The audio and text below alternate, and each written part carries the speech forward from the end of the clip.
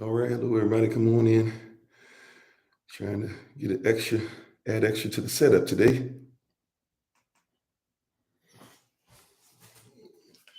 Come on in, everybody, on this special day, especially for our mothers. Oh, you know what? Speaking of which, I just realized I didn't set my stuff up together. Right. Hold on one second.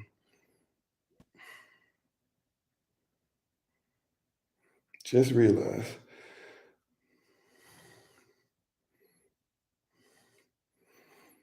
Come on, come on. Technology sometimes is so slow. End up doing all this stuff, feeding all these people's pockets, and they still don't make sure your stuff is running okay. Hopefully, this works out the way we need it to.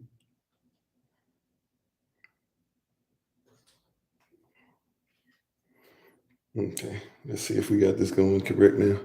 Oh, well, we're already having problems. We're gonna get this together. We're gonna get this together though. Hey, hey. Thanks for being on, dog. Appreciate it. Going through some extreme issues today. Just trying to do a normal setup. But we praise y'all. Come on in on this special day. God has not forgotten about you. We're thankful and grateful that He has not.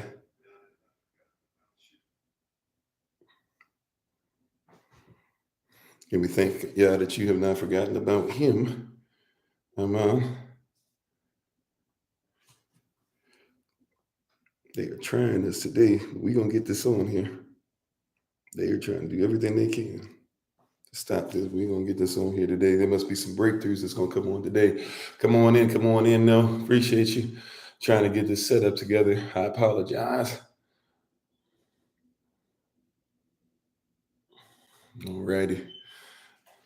Welcome, everybody. Come on in. Thanks for being on. Thanks for spending some time with us. Now we got to messing with the signal. I don't know what's going on.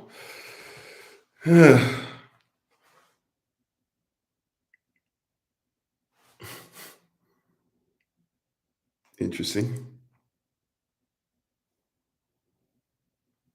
Okay, if you're on Kofi _41, you're gonna have to give us a second, I guess. I'm gonna have to mess around with this these settings. But y'all come in. Hopefully y'all having a great start to your day. The live session is a little iffy right now. We're gonna get it together. We're getting it together. Matter of fact, it is together. Speaking faith. We thank you guys for being in attendance today. We appreciate you. How's everybody doing? Hopefully you are honoring your parents today, especially specifically your mothers. And yes, before somebody goes, we do recognize that Mother's Day is not necessarily a biblical holiday, right? It is something though that we find no problem in being part of, and we're not even saying you have to go through the capitalist viewpoint, because a lot of people will hit you with that. Oh well, Mother's Day. First of all, people who do let me just address this before somebody even hits this, and this is all for educational purposes only. But let me just go ahead and address it, because unfortunately, you have to deal with this in our community and others, because people are so quick to try and tell you, why you're wrong, or why what you're doing is wrong, or whatever. So I am not somebody who subscribes to the belief that Mother's Day is inherently pagan or something like that. There are some people who hold that belief. If that's what you hold, hey, do what you do. Right, we can agree to disagree, but when people try to say, well, it's a celebration of Ishtar, this and that, or whatever, no, like there are some things that we have to be honest about and bring Ishtar into, and make sure people are aware that like they're getting into some demonic stuff. But that's not what we're doing here today. So just letting that be known. Just letting that be known. If anything, if you want to say, I'm so tired of this holiday and stuff like that, and you're trying to give it like the Valentine's Day treatment, St. Valentine is different than Mother's Day being celebrated. Mother's Day was something that a woman actually started, right? And she actually started it specifically to She actually started it specifically to try and say that, bring attention to mothers, because she felt like people were being disrespectful to their mothers and not giving them the respect that was due. And she felt like women, which they were, and especially in Western society at the time, she felt like women were being mistreated. And so one of the things that could be done to help that would be to make sure that mothers would be celebrated. And so that's why Mother's Day actually started. Now, to be honest with you, if we want to have an even further conversation and actually get into some real honesty on that, she then would come and tell everybody after Mother's Day got started the way that it did. She would actually then come behind that and begin to tell people that she had seen that Mother's Day had become something to just make money off of, and therefore she didn't believe that we should celebrate Mother's Day anymore. So if you wanted to go off of that, we could actually have some actual conversation based off of that. But if it's just going to be, oh yeah, if you celebrate Mother's Day, you're celebrating something that's pagan, that's not necessarily the case. I do know what Ishtar is. I do know where a lot of different things come from. That's not necessarily what today is, nor what we're doing with today. So when I say I honor the mothers on today, wow, TikTok is doing everything it can to not let us come on Kofi_41. I'm sorry. I'm ready to go. They are not letting us come on. I'm gonna try and stop it and come back on. Can anybody on Kofi_41 see or hear me? Can anybody see or hear me? Yep. Yeah, they can't. Yeah, you guys can't see or hear me on Kofi_41, can you? All right. Yeah, they messing with it. I'm gonna have to, let's see if we restart this, because we've got signal. We've got signal, so that's not the problem. Matter of fact, it's interesting. I'm gonna go ahead and turn TikTok off, because what's interesting is when it popped up, I actually had when I came back on Kofi_40, I was actually watching the live session off of Kofi_43 on Kofi_41 for it to be saying that we have no signal. That's TikTok stepping in there. At least it seems like it, because it can't be that we don't have signal if we're using the same signal that we're using on all the platforms. Nevertheless, though, we thank you guys for being on. Hopefully that'll be corrected. If not, I apologize. Praise you that we do have Kofi_43 to go back to today.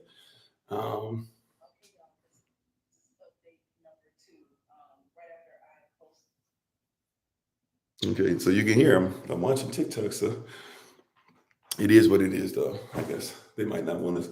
I've literally got several different Wi-Fi's that I have the ability to go to, and each one they're trying to tell me that they won't allow it to pop up. So that's interesting.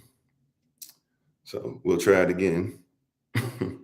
It's about to pull up the live from the other thing now. That's interesting. But anyways, so we thank everybody for being on. Let's go ahead and get into it. May the words of my mouth and the meditation of my heart be acceptable in Yahweh's sight. He is our strength and our redeemer, and it is in his name, which is his authority, that we pray, praise, proclaim, project, and protect today's message. Amen. You can even hear on the other one. Can you hear the other live session? No, I'm messing with it. But yeah, okay. Maybe we have a signal issue on this device. I don't know. But we're thankful and grateful to have everybody on with us. And we appreciate you. Thanks for spending some time with us again. Hopefully Kofi_40 will pop up for us at some point. Bakwar Tav, Barak Yahava, Kwam Yashvel, Tada Yashvel, Tada At Yashvel, At Bat At Yashvel, At Kofi, Kwahelet of Servants of Christ, Mashalom Khe. Hello, everybody. I am Pastor Kofi, Pastor Servants of Christ, where we are always changing lives one mind at a time by being a voice of the voiceless and speaking the unspoken. And we appreciate your presence on here. One more again, thank you for spending some time with us. And we really, really do appreciate you spending some time with us and dealing with us, trying to get through these technical difficulties. It is what it is. But we thank you guys for being on. Try to get you on Kofi_40 and Kofi_43. It's just not working for it. It's just rising. That's okay. We'll continue to do what we do. We thank you guys for being on once again, though. To the moderators, to the ministerial staff, to SOC, to Lottie Dottie, everybody. If it's your first time, if it's one time a minute, we appreciate you. We once again give all praise and honor to the Most High. We give all praise and honor to him for my wife, the Honorable Maya, who lives a life that's able to be honored. You can check her out on TikTok, YouTube, her website, and Pinterest at Bloom and Flourish. Not A&D, the letter N, Bloom and Flourish. She is a healer, herbalist, chemist, and biologist by degree. And we're thankful and grateful. Thank you, babe, for being on. Happy Mother's Day to you, specifically. And I'm thankful and grateful to have you on, and all of you for joining us today. So now it looks like it's letting us get on Kofi_40, but it's not letting me use the backdrops anyway. But we thank you guys for being on today. We want to say Happy Mother's Day again. And to the moderators, I bow down. I thank you. I appreciate you. We're going to roll how you guys say we should roll, and we're going to do our thing, right? But to the moderators, thank you for being on. We appreciate you. Thank you, brothers and sisters, for being on. Today is, in fact, Mother's Day. And as I said earlier, I have no problem with celebrating our mothers on this day. Even if there are people that are coming on to be able to down the holiday for whatever reason. It's not a Hebrew holiday. It's not a biblical holiday. It's a day that we honor our mothers, and I find nothing wrong with it. If you once again will look at it from the capitalist viewpoint, hey, cool. I get people. I don't celebrate Valentine's Day anyways, but I get people even when I was still thinking Valentine's Day was all right to do. I didn't, my wife and I had agreed Valentine's Day is not a big deal because if you treat your wife with respect, the way she's supposed to be respected the whole time, you don't really, need one particular day. So I get it for those that do that. This is, if nothing else, at least let this message be something that helps you and allows you to be a reminder to honor your mother and what the place is, right? What place in society, the proper place in society that our mothers should be granted and given, because without them having their proper place, the way it works is if our mothers don't have their proper place, then our society suffers. And a lot of the reason why our society is suffering today is because our mothers do not have their proper place. They go hand in hand. So hopefully you'll be able to get something out of it, even if you only get something from that point of view. But we appreciate you. And thank you so much. Trying to get Kofi_40 to work correctly is not coming up correctly. All I'm trying to get you to say, so you can see the same thing they're seeing on the other one. It is what it is, right? But thank y'all for being on and soldiering through. I have no clue what's going on with TikTok or Kofi_40, the original page. We're trying to get it to work for you. It's not really giving us much. Okay, we kind of got something going on here. So hopefully you guys will be able to see. Those who are on Kofi_40, I will try my best. If you see me doing this, it's because I got to lean in just to see the comments, but I'll do my best to try and hit the comments as best as I can. Thank you for being on Kofi_40 on TikTok, Kofi_43 on TikTok, being on with us on YouTube, being on with us on Facebook, and those that'll join later on in the podcast. We appreciate you so very much. Thank you to everybody. Now, today is Mother's Day. We're going to continue the series that we've been doing, which is This System is Sus. This system is sus. And we want to talk about today, Momma is multiplication. Momma is multiplication. Momma is multiplication, right? In our culture, right, and even in biblical structure, for those of you who use that canon, in our culture, we believe that fathers give instruction and mothers lay down the law. Right? In your canon, if the Bible is your canon, that would be Proverbs chapter 1, verse 8 for you, right? That fathers give instruction, mothers lay down law. That's how that works, right? In our culture, the same thing, right? So fathers are foundational and mothers build on top of the foundation. So dad is direction, mom is multiplication. Right? You cannot talk about multiplying in our society without a mother, right? Look throughout the story of mankind, right? Look throughout the story of mankind and try to find the civilization, try to find the culture that was able to keep multiplying by number, right, without women. When you find it, let me know. You may find it, right? When you find it, let me know. But until you find it, just know that there is no multiplication without our mother, right? Be fruitful and multiply. You can be full of fruit and never multiply. And this is not just on a physical level. This is on a spiritual level, on an esoteric level, whatever level you want to take it to. You're not going to multiply that much if you don't have mama involved. You can try it all day, every day, but mom is multiplication. Mama is multiplication. If it's not for mama, there is no multiplying. Right? Now, this is why mama must be protected in her place. Now, this is once again cultural. This is for educational purposes only.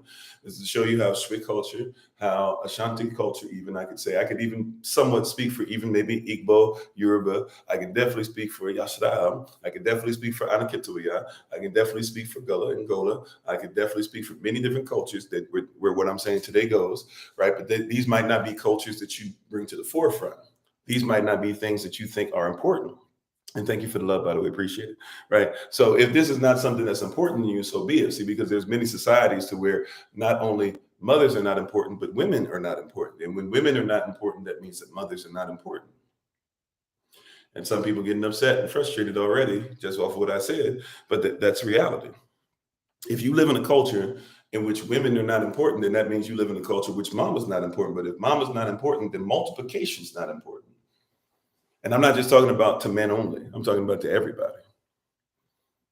See, because if we're going to talk about the patriarchy, then the patriarchs are over the women too.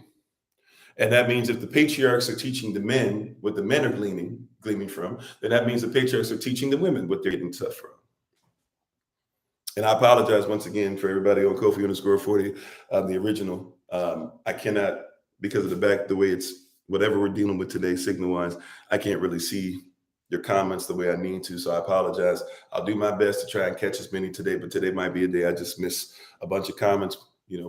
Please forgive me if such. You said, what's an example of a woman who is protected? Well, in my culture, first of all, there's different levels. So number one, in my culture, this is once again educational purposes only. This might not be your belief system, right? But you ready for this?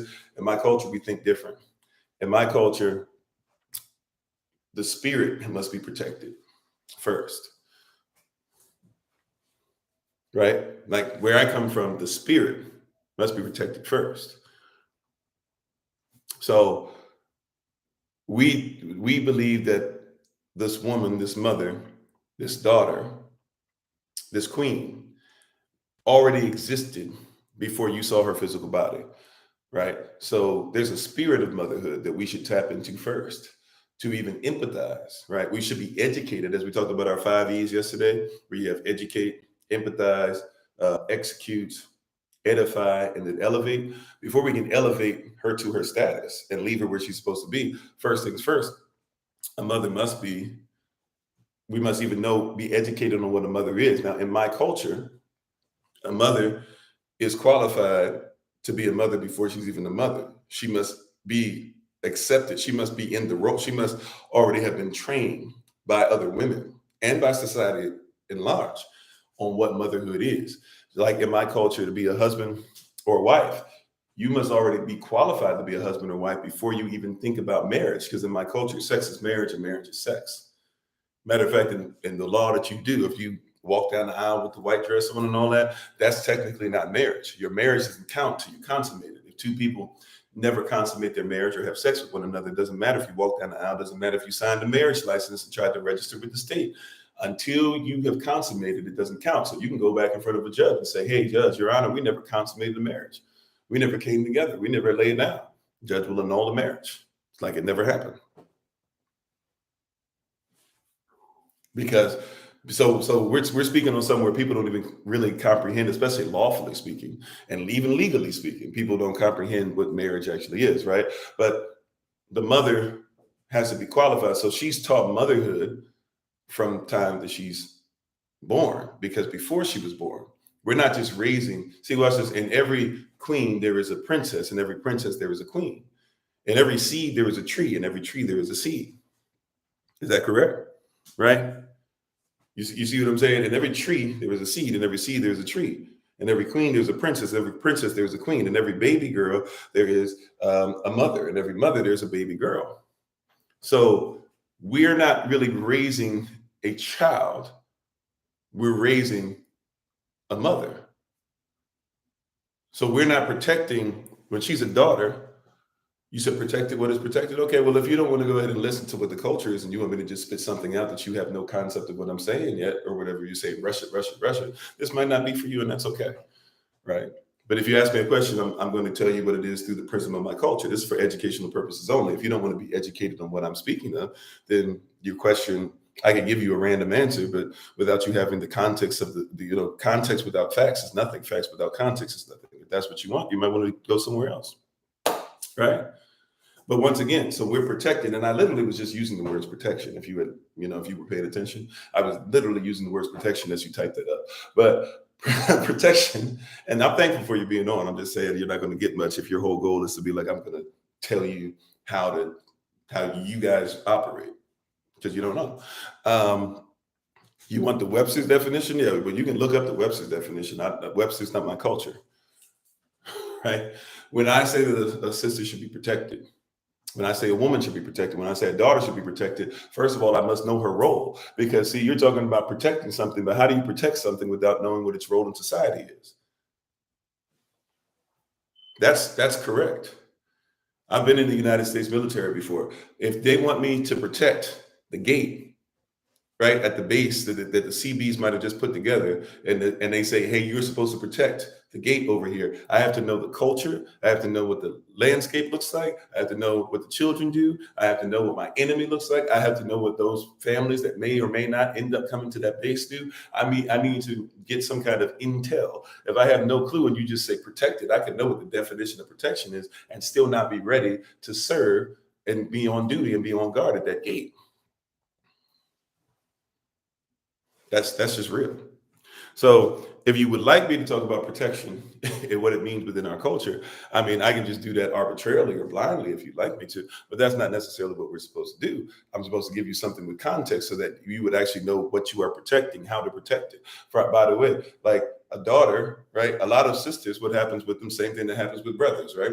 With brothers, you feel like mama loves you and this and that or whatever, and then the brother grows up and now women treat him completely different. And he's like, where's the love of the mother that I had or whatever? Or where's the love that I used to get? Or where are the people that love me? And yes, there's maturity that should happen, but he's like, the little boy in him's a little confused. Well, the same thing goes for a mother, right? When she was a daughter, there were certain things that she was protected in. She becomes a woman, and now we act like she shouldn't get that protection anymore because you don't care about what her actual status should be. You don't care about what the culture that goes with that mother should be. When she was a daughter, she could ask you for a pony, and you would do your darndest. Even if you couldn't make it happen, you would never tell her no. You just might say, "Well, I don't think I have it right now, but the second we have it, yes, you can get a pony." But your wife says take out the trash. A mother says take out the trash, and now you got a problem with it. See, because you're acting like they're not the same being, and you didn't raise. See, what you did was you raised a child, and then once you got to a certain place, you forgot the child's supposed to turn into a mother. So I never, when I'm raising the child, I'm raising the mother. That's what I'm dealing in. See, when I'm raising a child, I'm raising a mother. Right? And you want me to just say, well, define protection for the mother, but you don't realize that the mother is still dealing with some stuff since childhood. Every woman, and I do life coaching, marital coaching, etc. Right? I've been doing it at least since 2000, unofficially. Right? Been doing it officially since 2004. Okay. And people, when they come up to me around the world, the main thing that women are dealing with is the dynamic, the love that they were given as a daughter, right? They don't recognize it as this, but this is what has to happen. Like the dynamic of a daughter has to somewhat be given to them as a wife and as a mother and as an adult. And there's certain lessons that are missing because we raise children. So you have grown women that are still acting like girls because when you had a daughter, you never thought of your daughter as a queen. You never thought of your daughter as a mother, right? You never thought, I need to instill these things in her now so that when she gets to be my age, she'll be greater than I am. So you don't protect that. It's not protected. Say whatever you want, be mad, be frustrated, be upset, but it's not protected. Right? Like certain things that she should have had when she was a little girl. Some of them, by the way, didn't even have those things.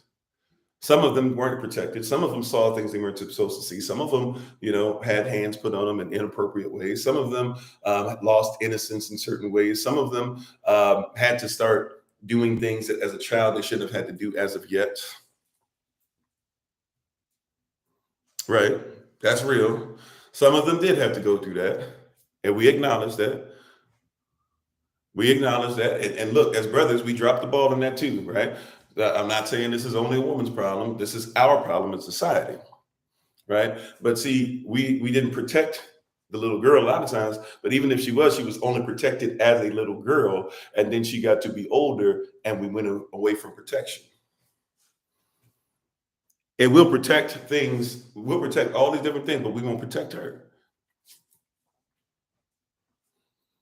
right? If you were on TikTok, either one of the channels that's up, I chose the picture on here. Well, actually, I was led to. I was looking for something else. This picture stands out because of something very simple: is that you see a mother a generation removed look into the eyes of a mother a generation removed, and in other words, you have a grandmother look into the eyes of the granddaughter look into the eyes of the grandmother, and what we don't recognize is both of them are mothers.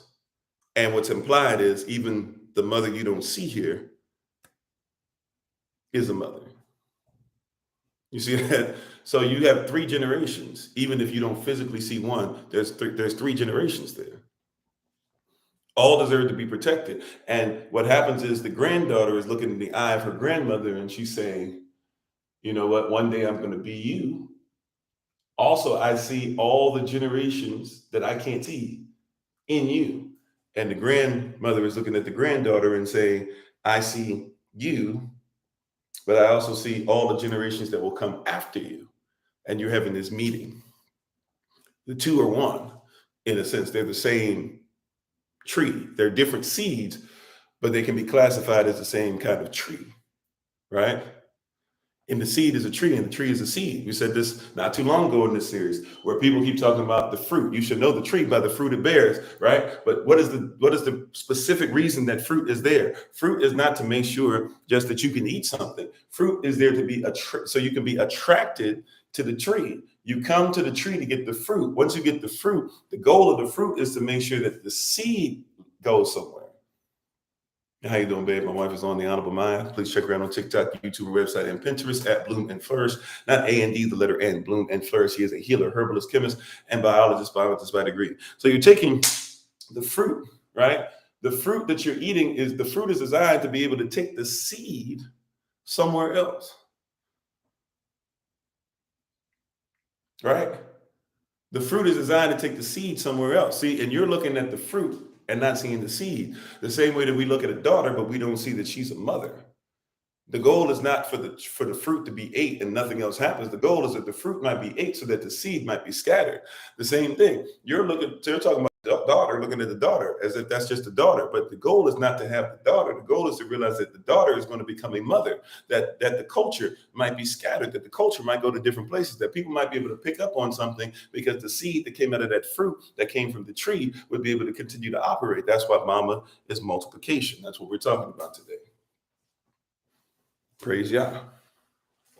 Right? Momma is multiplication. So when somebody comes on, they get upset, they get flustered, they get frustrated. They say, How is it that you're doing this? Tell me what protection means. What is the definition? What is my definition? No, see, your definition of protection doesn't mean anything to us, right? Because your definition of protection is not even used to protect our daughters who must become mothers. And they're not protecting our mothers who are in fact our daughters. And they're not protecting our daughters who are in fact going to be generations to come. Because although it must be our seed that is inside of the garden that's planted, she is going to be the place, the fertile ground, the womb, the garden that's going to allow that seed to continue to grow. So when somebody comes on and they say, oh, divine protection. You're talking about a mother must be protected. Well, tell me what protection is, so that I will tell you whether or not we protect them, not we protect these women or not. You don't even recognize what a mother is, at least not to our standards. Your standard is not my standard, and that's okay. It doesn't have to be. We don't have to agree on this. Right. And thank you on all the platforms. We appreciate you for being on all over the place. Right. But I need you to know, well, you don't have to agree with this. This is not for everybody. If you're not in this culture, then you're not going to treat a woman like this, because you're not going to treat a girl like this, because you're not going to treat a daughter like this, because you're not going to treat a mother like this. But for those of us that are in this culture, we're not raising a child to stay a child. We're raising a child to be a mother. And therefore, if Momma is multiplication, we must protect her, because without Momma, there is no seed that will be, without Momma, there is no fruit. And if there is no fruit, then there is no seed that can grow inside of the fruit. See, inside the womb, you can look at it like this, right? That basically inside the womb, right, is this fruit that's growing. And all these brothers are attracted to the fruit.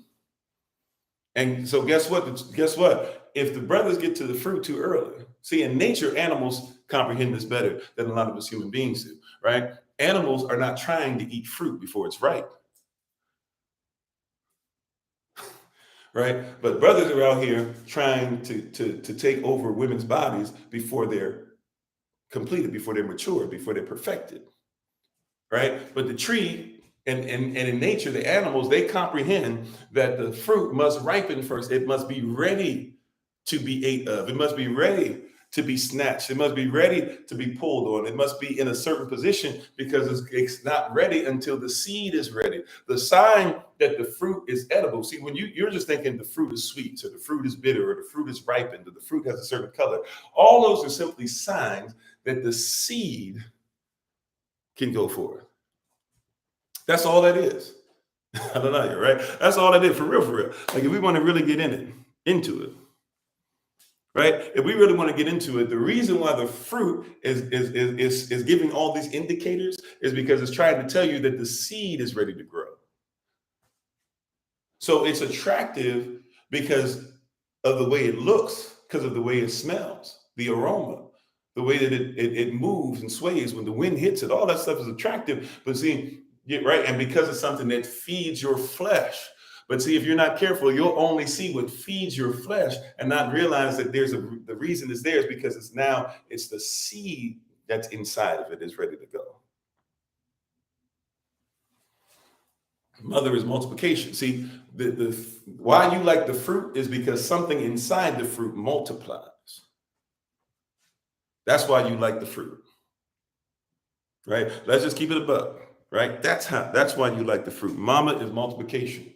That's why when you see her, and just like I said about the fruit and swaying, you see her walking down the street and you see her hips swaying back and forth. That's why you like it, because something in you starts realizing, oh, okay, multiplication can happen with that, right? But see, in our culture, there's something that I can't skip over either, because every daughter from when she's born, and even while she's in the womb, if we want to get technical, but every mother, when she starts coming into this world and she's born into this world, she is trained from that day to become a woman, yes, but also before she becomes a mother, she's trained to be a wife. In our culture, see, we raise babies in threes. The first one you could say technically is longer than threes, because you could say ages 0 to 3. And in a lot of cultures, they even tell you that, hey, when a baby is born, they're actually already considered to be a year old, 9 months old, something like that, right? But in our culture, we believe that the baby is known in the spirit before they were even put into the belly. Right. But if we don't want to go there, well, when they're forming in the belly, some of you don't even believe that they're really a person yet. But from the time the sperm hits the egg, the baby's already learning. The baby already has something called DNA memory, where it's getting thoughts from generations that came before it. Right. And the baby's already in tune in an eternal sense. Right. The baby sees anger and tastes what anger tastes like. You think that babies just learn? You think that babies just learning anger because they just showed up in the womb, or you think you just learned what anger was when you were born? No, the baby learns anger in the womb. It's not from itself, but it learns the emotion, how to deal with the emotion of anger, because how the mother is. See, if you don't protect the mother that's carrying the baby, then guess what? You're not protecting the next generation, because if the mother is always angry while she's pregnant, then it means the baby will always be angry while she's pregnant. So if mama's always angry, that means baby's always angry. So if mama walks around all day angry, then it means that her anger is multiplied, because there's another generation coming, and it's going to go ahead and take that anger and live by it every single day. See, this is what I was talking about earlier. The person sitting there talking about, well, this is what I need the definition of protection to be. I could care less if you're not going to protect the person anyways. You hear what I'm saying? You hear what I'm saying? I could care less what you talk about as far as what the definition of protection is if you're not protecting the baby. And if you're not protecting the baby, you're not protecting the mother. And if you're not protecting the mother, you're not protecting the baby. You see how this works? Mama is multiplication. Women are designed specifically and strategically to take whatever is in your little brain and to multiply it. If you say we got a goal, she makes it manifest. If you give her a sperm, she gives you a baby, right? If you give her some time, right? If you give her some time, she'll give you a manifesto, right? If you give her a word, she'll give you a sentence. If you give her a sentence, she'll give you a paragraph. If you give her a paragraph, she'll give you a chapter. You give her a chapter, she'll give you a book. If you give her a book, she'll give you an encyclopedia. If you give her some frustration, she'll give you hell. See, you like when she multiplies positively because you love that part and you feel like you're responsible for that part. See, because you like to be over a woman. You don't like to be over the environment that a woman is in and that a wife is in and that a mother is in. Right? Put an environment together to where a mother feels comfortable and watch multiplication happen in a positive manner every single time. Put a mother in an environment that she's just got to make it and see if you are just barely surviving, hanging on every single time. Put a mother in a situation to where it is frustrating and see if no matter what's going on, somehow hell always comes to your door. And we try to be like, oh, it's a spirit and the spirit. And yes, there's a spirit. Of course, there's spiritual stuff to all this, but let's not make it so mystical. It's no longer practical. Part of the problem that you're having is not that you don't praise the Lord enough. Part of the problem that you're having is not that you don't have enough incense burning. Part of the problem that you're having is not that you haven't prayed and touched every corner and nook and cranny on every part of the house to ensure that everything's prayed over. Some of the problem that you have is that you don't have an environment for the fruit to be able to make sure it bears seed. And fruitless things, right? Really not even fruitless things. See, because a lot of you eat fruit without seed, and seedless things are impotent. If it's impotent, then it can't give seed. That's why a lot of men and women have issues trying to bear children nowadays, because you have ate so much stuff that is seedless over the years that you become impotent. Yes, that is the way it works. Somebody talking about, oh, that's not my doctrine. That's the way it works. That's not the only reason, but that can be a big reason. If you are what you eat, correct? So if you keep eating impotent things that are without seed, then you're going to go ahead and you're going to give things that are seedless. And we have a lot of fruit being given, no seed. We have a lot of women being impregnated with all types of stuff that comes out seedless. We have a lot of women that have been modified because they have no spot, they have no specific place that says, this is what you're supposed to be.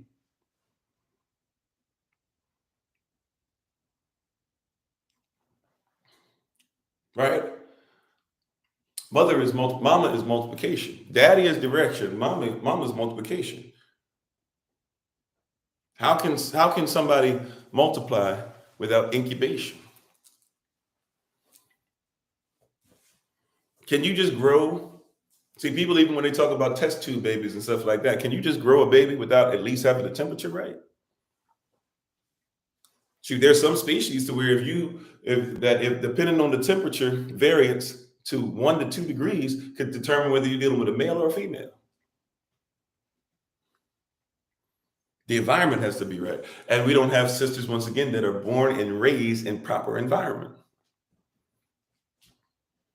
See, so that's when I said earlier, getting back to what I was trying to start with, you got to get to a place to where mama can be protected. But in every mama, there's a daughter. In every daughter, there's a mama. There's a mother in every daughter. There's a queen in every princess. There's a princess in every queen. Period. Right? That's why, once again, this is for educational purposes only. If you believe something different, you can believe something different, right? But this is just telling you how our people see something, right? And I'm talking about tribally, right? Not just even Black people or Moorish people or indigenous people or African people. I'm talking about people who subscribe to the same culture and therefore culturism, right? That I do myself, right? This is why we have no problem saying that a baby is in the womb and not a fetus. Our culture. If you ride with something different, that's fine. I'm telling you, our culture. See, because even when you deal with somebody says, well, scientifically speaking, science is just based off of whatever culture you're dealing with. That's why a lot of you use Latin terms and say that that's the scientific term, because the reason you do that is because the Greco-Roman mentality says that it must be what those particular people of that particular culture say it is. And so that's when you say something's an officinalis, right? Dandelion officinalis. It's called officinalis because they officially in Rome recognized it as dandelion as something that can heal you for certain things. So that's why you use these terms. You don't like to go to the original because the original actually means we've got to get to the culture of it. And see, in our culture, we don't look at women the same.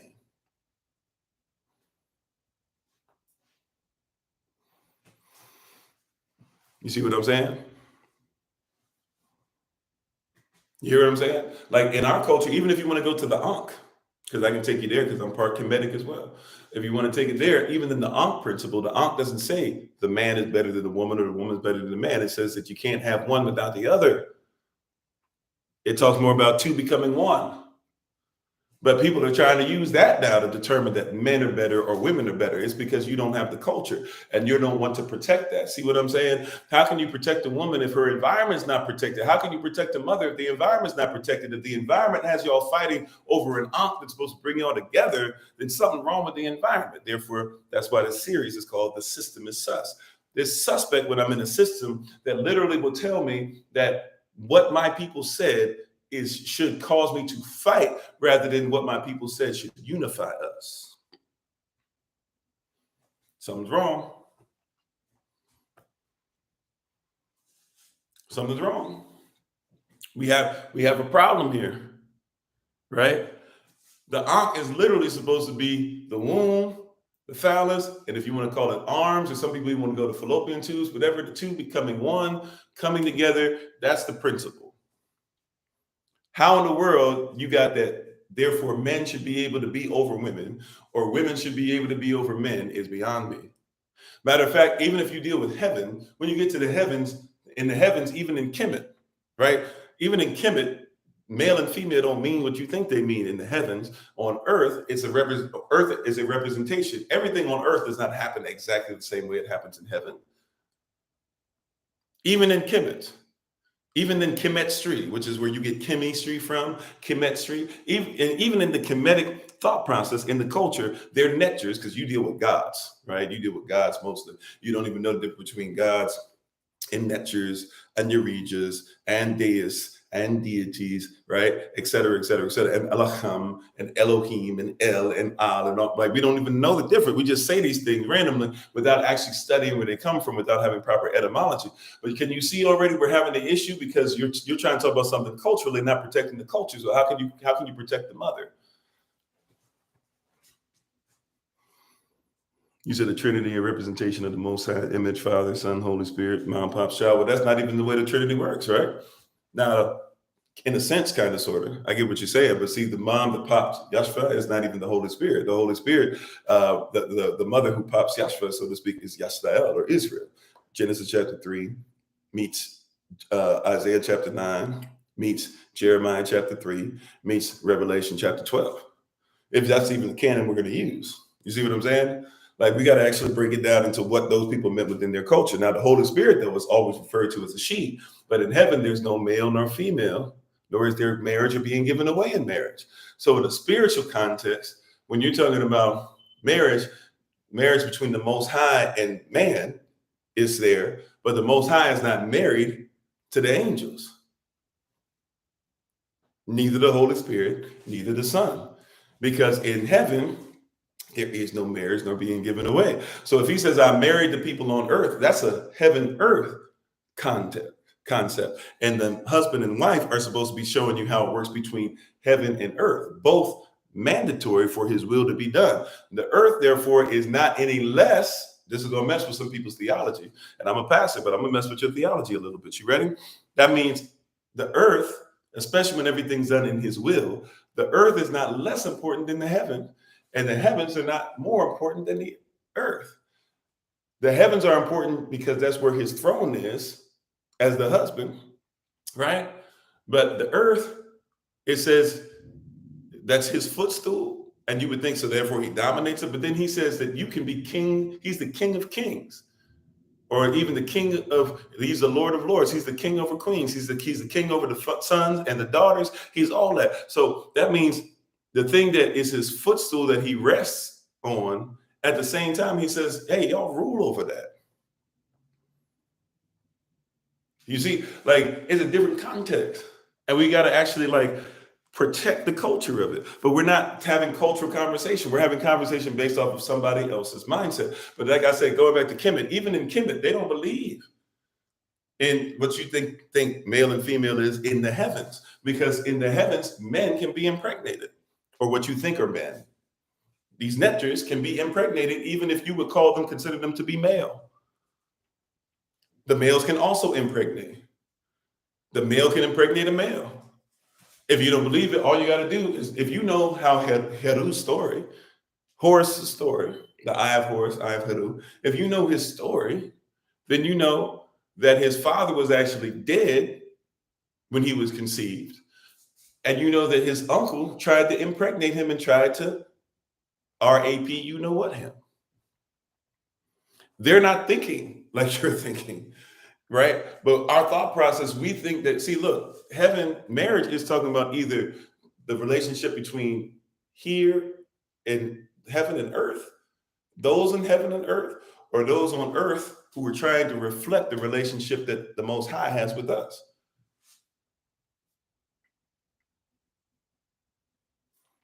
Right? The heavens don't need to become one with the Most High, therefore be married to him, because the heavens have always been one with the Most High. Did you catch that? Marriage is about two becoming one, right? Man was made physical. Catch it. Catch this now. Catch this now. It's going to mess with your theology. I know it is, but catch this, right? Catch what she's saying, right? Heaven doesn't need to be married to the Most High because it never was separated from him. So why would it need to become one? It was even protected when the cloud that y'all call the firmament coming from Uranus or Uranus, right? But the Laquia was put up there to protect the heavens so that it would never have to deal with anything outside of it, just in case you decided by your own free will to go ahead and sin. Heaven would never be affected by it.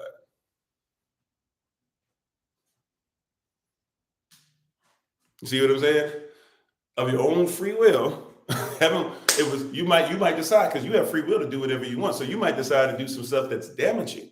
Heaven can't be damaged. So it always has remained one. It's been shelled off. It's been walled off. It even went right back to Barashat, or what we call Genesis. If you go to Genesis, right, and you don't dealing with, or if you go to Jasher, or if you go to different places, you can look it up and read whatever, right? If you go and you look at the Tower of Babel, and they're building this tower, and all of a sudden it keeps going up and up and up and up, and it doesn't say that, man, they don't have the technology to do this. It doesn't say that they can't get there. It doesn't say that it's impossible for it to get there. You know what it says? It says very clearly, how you doing, Minister Royal? And to everybody, by the way, I'm having a little tough time seeing everybody, especially if you're on Kofi _40 on the original TikTok page. I apologize, trying to catch all you guys' comments and stuff. But look, when you're dealing with this, we don't have an honest conversation. It says, man, these people are in agreement. They have an evil context, and they're going to try to break, and people don't recognize, they're going to try to break down. They were talking about they were going to try to kill the Most High. They're going to try to reach the heavens. And if they came there with that evil, it says because of their agreement, they can do exactly what they're talking about doing. So what does it say? I'm going to confuse their language, their tongue attached to their body. Once the tongue is confused, the body can't operate within itself. But see, even evil people have enough sense to protect evil goals.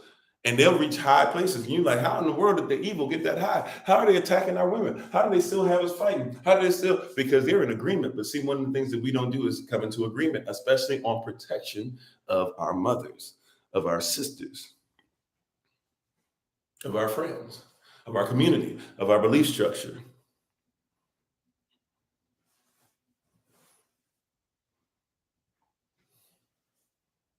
They don't You hear what I'm saying? They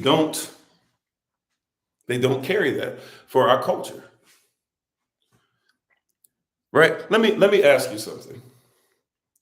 Sisters, y'all talk back to me. I've said this before, so some of y'all sisters already know my heart. I have to ask it differently because some people don't know me, or it might be your first time, and you might make assumptions, and you might think that I'm a patriarch or things like that, or whatever. Hopefully, you can already see that I'm not, but nevertheless, right? By the way, patriarch in my society looks different because men who are over societies are not lords over women. But y'all hold on to that term. I know what y'all mean, and you're fighting everything, right? But let me ask you something. Did Yah create you to dress the garden, or did Yah create you to multiply?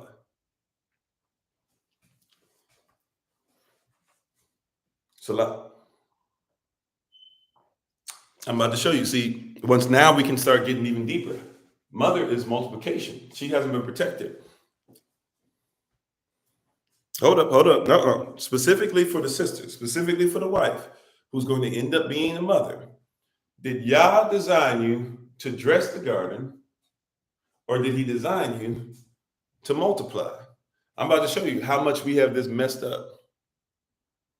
See, be fruitful and multiply. When Yah designed Chava, when he designed Chava, when he designed Eve, when he designed woman out of man, right? Because man was all in one. That's what the word alone means. But it was not righteous. It was not constitutional that he would be alone, all in one. So when he made you, were you designed to dress the garden? Were you designed to keep the garden? We're going to get into these terms, what they actually mean. Were you designed to dress the garden? Were you even designed to keep the garden? Or were you designed to multiply? You see what I'm saying? It's hard to protect the mother when we are not even going to be honest about what the mother's role is to make sure that she is lifted up as the queen she deserves to be lifted up as. See, somebody saying both again, right? So you're talking about, if you're talking about Adam and Eve specifically, Genesis chapter 2. I know we're going there. We're saying up. See, it's talking about men and women because then, but he made them both men and women, which it says first, right? That he made man in his image after his likeness. And by the way, we're missing both there because we're thinking he's talking about male and female. When it says man there, it means he made spirit. When it says that let us make man in our image or inside of our image and after our likeness, that's Genesis 1:26. It's not saying let us make a human there. It's about let us make a spirit. A human is a humus man. Humus means dark, rich, nutrient earth. Man means spirit. So you cannot be qualified as a human unless you have a spirit inside of dark, rich, nutrient earth or something that came out of that earth. Right? So when it says, let us make man and then let us make women, and then later on, after you're going by the fruitful, multiply, replenish, subdue, that's Genesis 1. Right? And then you're saying male and female. Like male and female made he them. So after his likeness inside of his image made he him. That's the spirit. And then male and female made he them. Outside of that spirit made he them, right? But those two, male and female, especially if we're talking about Adam as the seminal head in Genesis chapter 2, we're not talking about that specifically, right? Watch this. Let's just use it like this. Adam is made outside of the garden. The garden doesn't even exist. Eden exists. Adam is made in Eden. Then the Garden of Eden is made. Adam is placed inside of it. He's told to dress and to keep it. He's told to name the animals. He's given a work before he's given a wife. He's given a work before he's given a woman. And it's in his work that he realizes that he needs a woman. Why is it that we know this, right? And not coming at anybody. Hopefully I'm not coming off harsh. I just get excited when it comes to teaching, okay? Why do we know that Adam, through his work, realized he needed a wife, or he needed a woman, or he needed somebody on his level to help me? Why? What gives it away to us?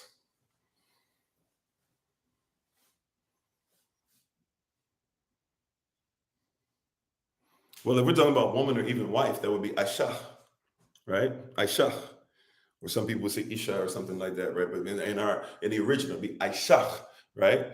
Which is somebody who's extremely high and lifted up. Like when Yahshua said to his mother, "Woman, it's not yet my time," he used the term Aisha. She was extremely high and lifted up. We don't just throw that term around loosely. You got to be qualified for that, right? But here we go again. Let's go back. See, let's stay focused. Let's stay focused real quick. Genesis chapter 2. Adam is asked to name all the animals. Why is it specifically that we know that the Most High strategically gave him some work, and in his work he realized he needed a wife, he needed a woman, he needed somebody on his level? Why? So was he overwhelmed? Not necessarily, but he realized he wasn't doing something. There was something he couldn't do within himself. There we go. Thank you, Sister Nadine. He could not multiply within himself. It's not just that nothing looked like him. No. He could not multiply with anything that existed. Right? Right? Come on now. How you doing, Brother Ali? Right? Look at it. He names the animals, and he names them all correctly. The Most High knew whatever he named them, the Most High would have named them himself. They walked in the cool of the day. That means that Adam and the Holy Spirit, if you look up the word cool, it's ruach or lavak, literally meaning the Holy Spirit or the Spirit. So when it says he walked with him in the cool of the day, it means that the Holy Spirit and him conversed all day long, or at least in the cool of the day, if you want to say that. But the word cool means spirit, which means that during the day, him and the Spirit were locked in. He names everything the way he's supposed to. You said it's Genesis 1:28. Well, if you want to go there, first of all, when you're dealing with Genesis 1, you're dealing with Genesis chapter 1 through Genesis chapter 2 through Genesis chapter 2, verse 3, you're dealing with the generation. Once you get to Genesis chapter 2, verse 4, you're dealing with the generations, right? So that's two different things. Number one. Number two, I just described Genesis 1:28, and we record these if you want to go. Genesis 1:28, when it says man there actually means spirit, and then it says male and female made he them. That spirit was put inside both of them. Therefore, you have a man, but you also have a wombed man, both of them having a spirit that's connected to the Spirit of the Most High inside of them that connects all living things together that are in his will. That being said, that's why an animal sacrifice could have been used for human, because the animal still has a spirit. It's just not on the same level of spirit as man. But since that animal cannot have the same free will that man does, that animal spirit is not going to be taken in sin. Therefore, the animals that cannot sin like you sin, even though they're under you, they can be used to be able to protect you in the blood sacrifice, right? But we're talking about here, once again, Genesis chapter 2. We're talking about Adam when he names the animals. I'm not saying that men and women are not on the same level. I'm not saying that men are better. See, this is why I say we do these long things. People come on in here. Sometimes we be here for hours, you know what I'm saying, and have conversation. So you might have walked in. It's not here to say men are better than women or women are better than men, right? This is here specifically to talk about the oneness, right? Adam named all the animals. That means the word name, Shem, or what you call Shem, right? To be Shemitic is actually to be named, or to be one that's named. The word name actually refers to the authority. Whatever you name something, you authorize it. That's why there's a running joke on a lot of these television shows that say that the name, right? That when you name something, you authorize it. That's why this joke goes like this. Oh, Daddy, can we keep this bear? Daddy, can we keep this snake? Daddy, can we keep this bunny? Daddy, can we keep this dog? Can we keep this cat we found? And Dad will say, no, we can't keep it. And they say, oh, but Buttercup is so great. And they say, Buttercup, oh, you named it. Why are they saying that? Because if you name it, it means you authorize it, right? So we're talking about Adam authorized every single animal on earth. At least every single animal that was around him in the garden. But we can perceive more than likely this had something to do with the earth as well, right? Adam names every single one, okay? And in naming, authorizing every single one with the help of the Holy Spirit, remember that word cool there, walking the cool of the day means havak or ruach, right? And so he's authorized, he walks with the Holy Spirit, talks to the Holy Spirit, with the help of the Holy Spirit, authorizes all these living animals, correct? How you doing, Minister Shante? Authorizes all these living animals. And then what happens? What does he say? Right? What does the Most High do to show Adam the necessity of something? Because Adam has free will. So he can't just force Adam, even though Adam carries, what the Most High has in him, he still can't force Adam to do whatever. So the Most High allows Adam to choose something. The Most High allows Adam to see something and see the necessity of something. What does Adam say that tells us this? Adam looks, right? And in all this stuff, what does Adam recognize? In all this stuff, he says, I've seen all these animals. I've named all of them. All of them have helped me. All of them have somebody who helps to multiply. All of them have something that's on their level. Yet I don't have anything like that for myself. You see what I'm saying? Adam is given an assignment. He's supposed to dress the garden. He's supposed to keep it. He's supposed to make sure that he looks at it. As a matter of fact, he's supposed to dress the garden, but the garden takes care of itself. That's why he messes up in the garden. So guess what the curse is? The thing that you could have spoken over and just made sure that you addressed it and dressed it properly and named these things, since you went ahead and decided that you needed to be something outside of what you're called to be, you can go ahead and now you got to take care of the garden and till the land. We were not supposed to do that, right? I'm not making anything up. That's in your Bible, right? Read your Bible. It'll bless you, right? Okay. So Adam names all of the different things and says, dang, I don't even have anything like that for myself. And what is the Most High bring out to us in scripture right there after? It's not righteous. It's not constitutional, which the word y'all use. It's not good that man would be alone. The word alone, right, is actually a compound word. It's 3 words together. It's all in one.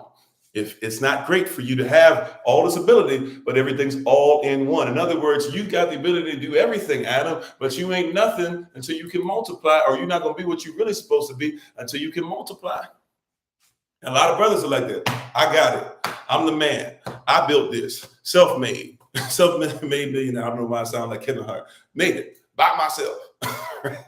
Right? But that's what a lot of brothers be. Man, I did this. I got this. I'm have authority. I'm the one that speaks. I'm the one that's righteous. Bow down to what I say. Do this and do that and do this and do that. But brother, you ain't nothing by yourself because you all in one. It's not righteous for you. You are not. It's not that you have no power, because you can have a form of Elohim and deny the power thereof. It doesn't say that it doesn't say you have no power. It says you have a form of Elohim, but you deny the power that comes with being united with him. You are not all this stuff within yourself, because Momma is multiplication. Daddy is direction. Momma is multiplication. Take that to the bank. You have not had a society that's been built without Momma. As powerful as we are, Momma multiplies. I don't have another generation. Watch this. You cannot be a success by definition unless you have a successor. Look up the words. Don't get stuck on this stuff. Don't let people try to or misconstrue or redo what it is that you're talking about. Hear what I'm saying? You cannot multiply. You don't have success without a successor. There have been many brothers who have come and done mighty things, but who's the successor? Hear what I'm saying? People try to go, we're all the success. No. Like Martin Luther King Jr., his son finally kind of sort of started to get some play, and only because people wanted to use that legacy to be able to go and say Black Lives Matter or All Lives Matter. That's it. But who's MLK's successor? Who's Malcolm X's successor? Who's Dr. Amos Wilson's successor? Who's Marcus Garvey's successor? Who's Medgar Evers' successor? You're not a success until you have a successor, until you multiply it. Remember what I said earlier? You shall know the tree by the fruit it bears. But see, you think that the word fruit literally is talking about just eat the fruit and that's it. Fruit is designed to be able to make sure that it has seed. When the fruit is riper, that means the seed can go on to the next generation.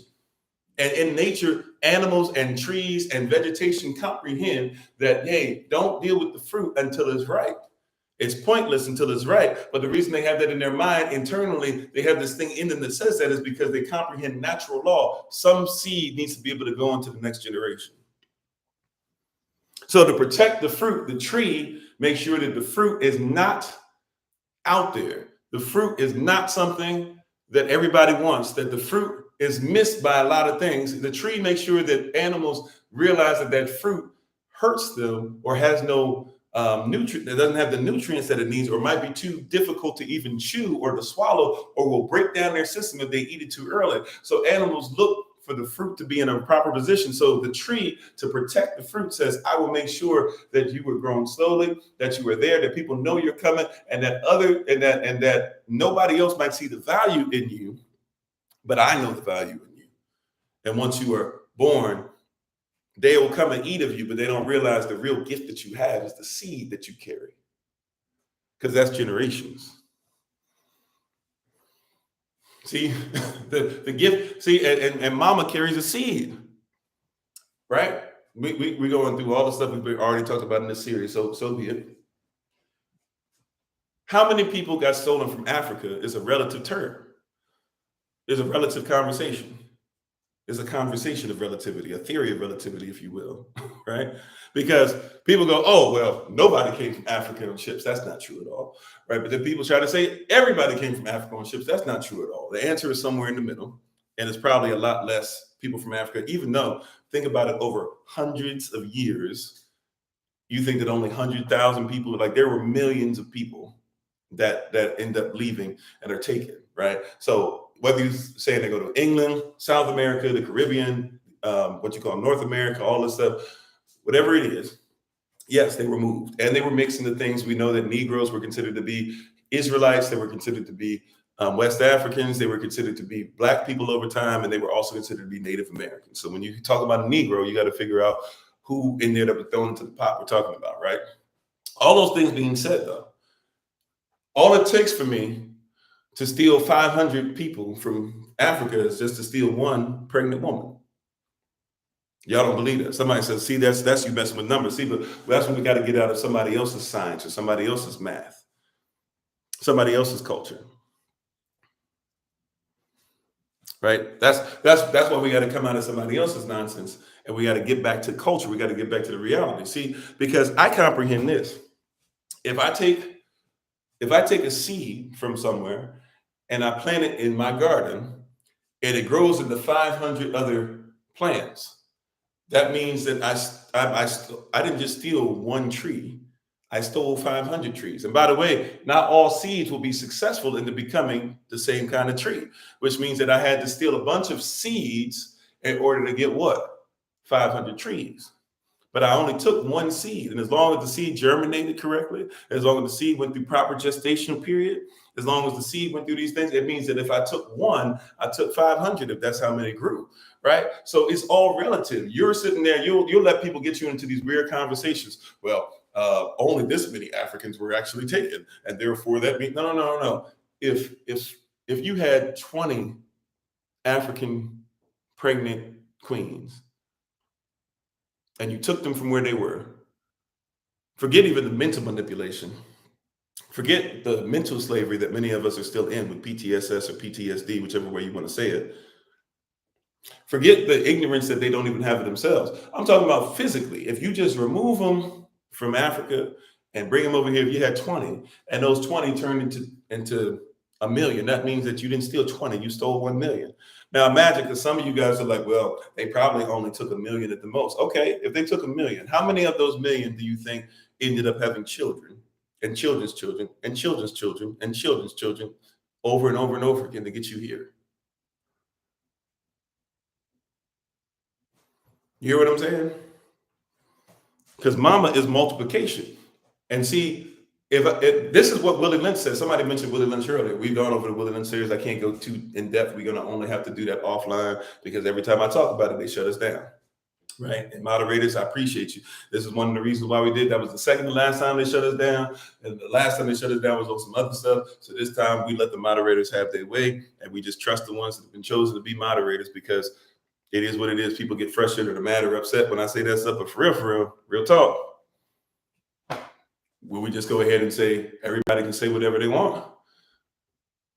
People shut us down, or people say stuff that gets us shut down, but then I got to go to TikTok legal and keep fighting a case over and over and over again, which is not worth it, right?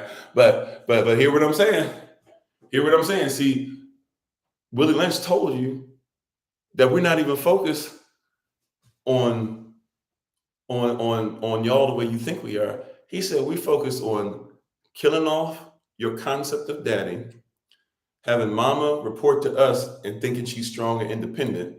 And then he said mama will raise everybody else for generations to come to reverse their roles. That's it. In other words, daddy was protection. Daddy was direction. Direction comes with protection. You took daddy's direction away, and now you took his protection away, right? Or the wife's protection away. A man's number one need is going to be, in the 6 basic human needs, his number one need is going to be what? His number one need is going to be, respect. Woman's number one need is going to be protection or security. Her number 2 need is going to be affection. They said we took away her security from him. So she doesn't even look up to him for security, not because she doesn't even respect him, but she realizes if I respect him too much, it might get him killed in the system she's in. Oh, people don't want to have that conversation. I'm not going to go deep into it because I know y'all don't want to go there. Y'all don't want to have actual conversation and talk about actual things that have happened. You hear what I'm saying? But that's actually what happened. And then Willie Lynch told you that. He said, then we will have it to where the woman eats out of our hand, because they said they broke us like horses. I won't get into the depths of all the stuff because it's Mother's Day and I don't want mothers to be too sad on Mother's Day, right? But we'll look up Willie Lynch letter and see the depths of what they did to literally break the man, to literally, not figuratively. They did that as well, but literally break the man. And then they said, okay, now the woman that's there, we're going to make sure that she comes to us like a horse would after we break her steed or whatever, the buck or whatever. Once we break him down, right? Then we got the mare, and she'll eat out of our hand to make sure that she protects the colt. They said they did the same thing to you. The term strong, independent does not come from our people. It came from slavery. It came from the slave master telling you you're supposed to be strong and independent. And while I will admit to you that a woman can be very strong, that women can go through pains that I don't want to ever deal with, I would also tell you that a woman is supposed to be protected so that she can go ahead and get affection, so that she can go ahead and make sure that she can be a wife. If you're not protected, you're not even a wife. If you're not protected, you're not even queen. And see, even independent, the word independent, if we want to go there, let's just be honest, the word independent, peak game, there's no such thing as an independent person. Independence is a myth, just like equality is a myth. I know what some people mean by independence, but I'm here to tell you there's no such thing as independence. How dare you say that? Are you trying to say, see, you people like you're the problem, you change your word? No, because how can you be independent and everything you've done had to be influenced by somebody? Watch this. There's no such thing as a society without a group of individuals, but there's no such thing as a group of individuals without a society. Why? Because I cannot even tell if you are an individual or what your individualities are without even knowing what the idiosyncrasies of the society are. If I don't know what the society does, then I can't even tell you if you're an individual of the society or what you as an individual does that makes you pop out of the society. You see what I'm saying? So there is no person that's independent truly, because you wouldn't be able to comprehend what I'm saying to you if you were totally independent. Nobody in here was raised in a vacuum. Nobody was thrown out into space and raised there. By the way, even if you were thrown out into space, right? So supposedly they say it's not even a true vacuum anymore. That's how they get around. Well, how is it that gas and how is it that light and how is it that things that need oxygen are out there getting the oxygen that they need? That's how they get around that, right? So now it's not a true vacuum anymore. There's no such thing as a really true vacuum. Right? That's what they tell us now. Right? But I'm just trying to show you. I'm just trying to show you something. I'm just trying to tell you something.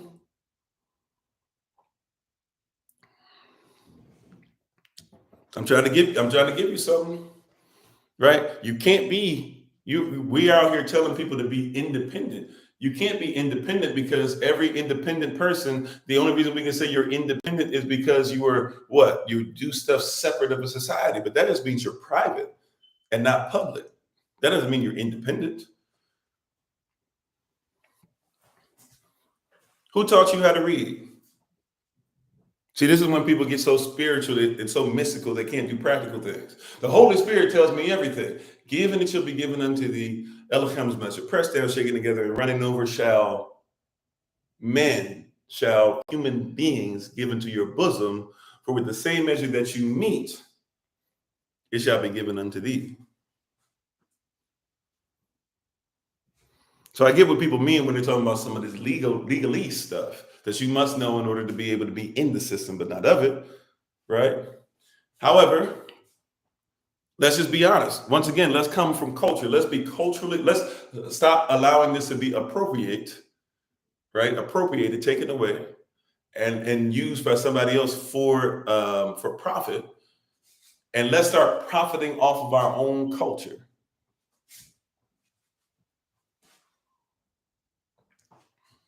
right? Because watch this. Privately, I'm black. Publicly, I'm not. When I'm in your system, okay, if I got to fill out some paperwork or whatever, I'd be careful not to say black or Negro or colored or African American because those are fake people. Those are not real people according to the West because the West doesn't want those things to be identified with reality.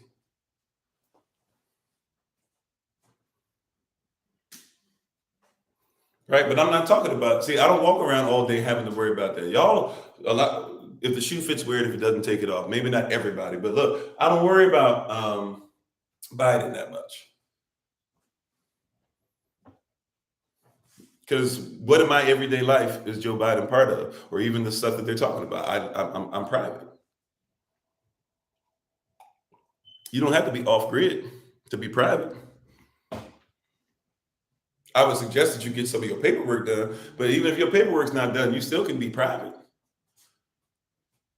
You can look up Supreme Court law to be able to see whether or not you're supposed to pay taxes or not.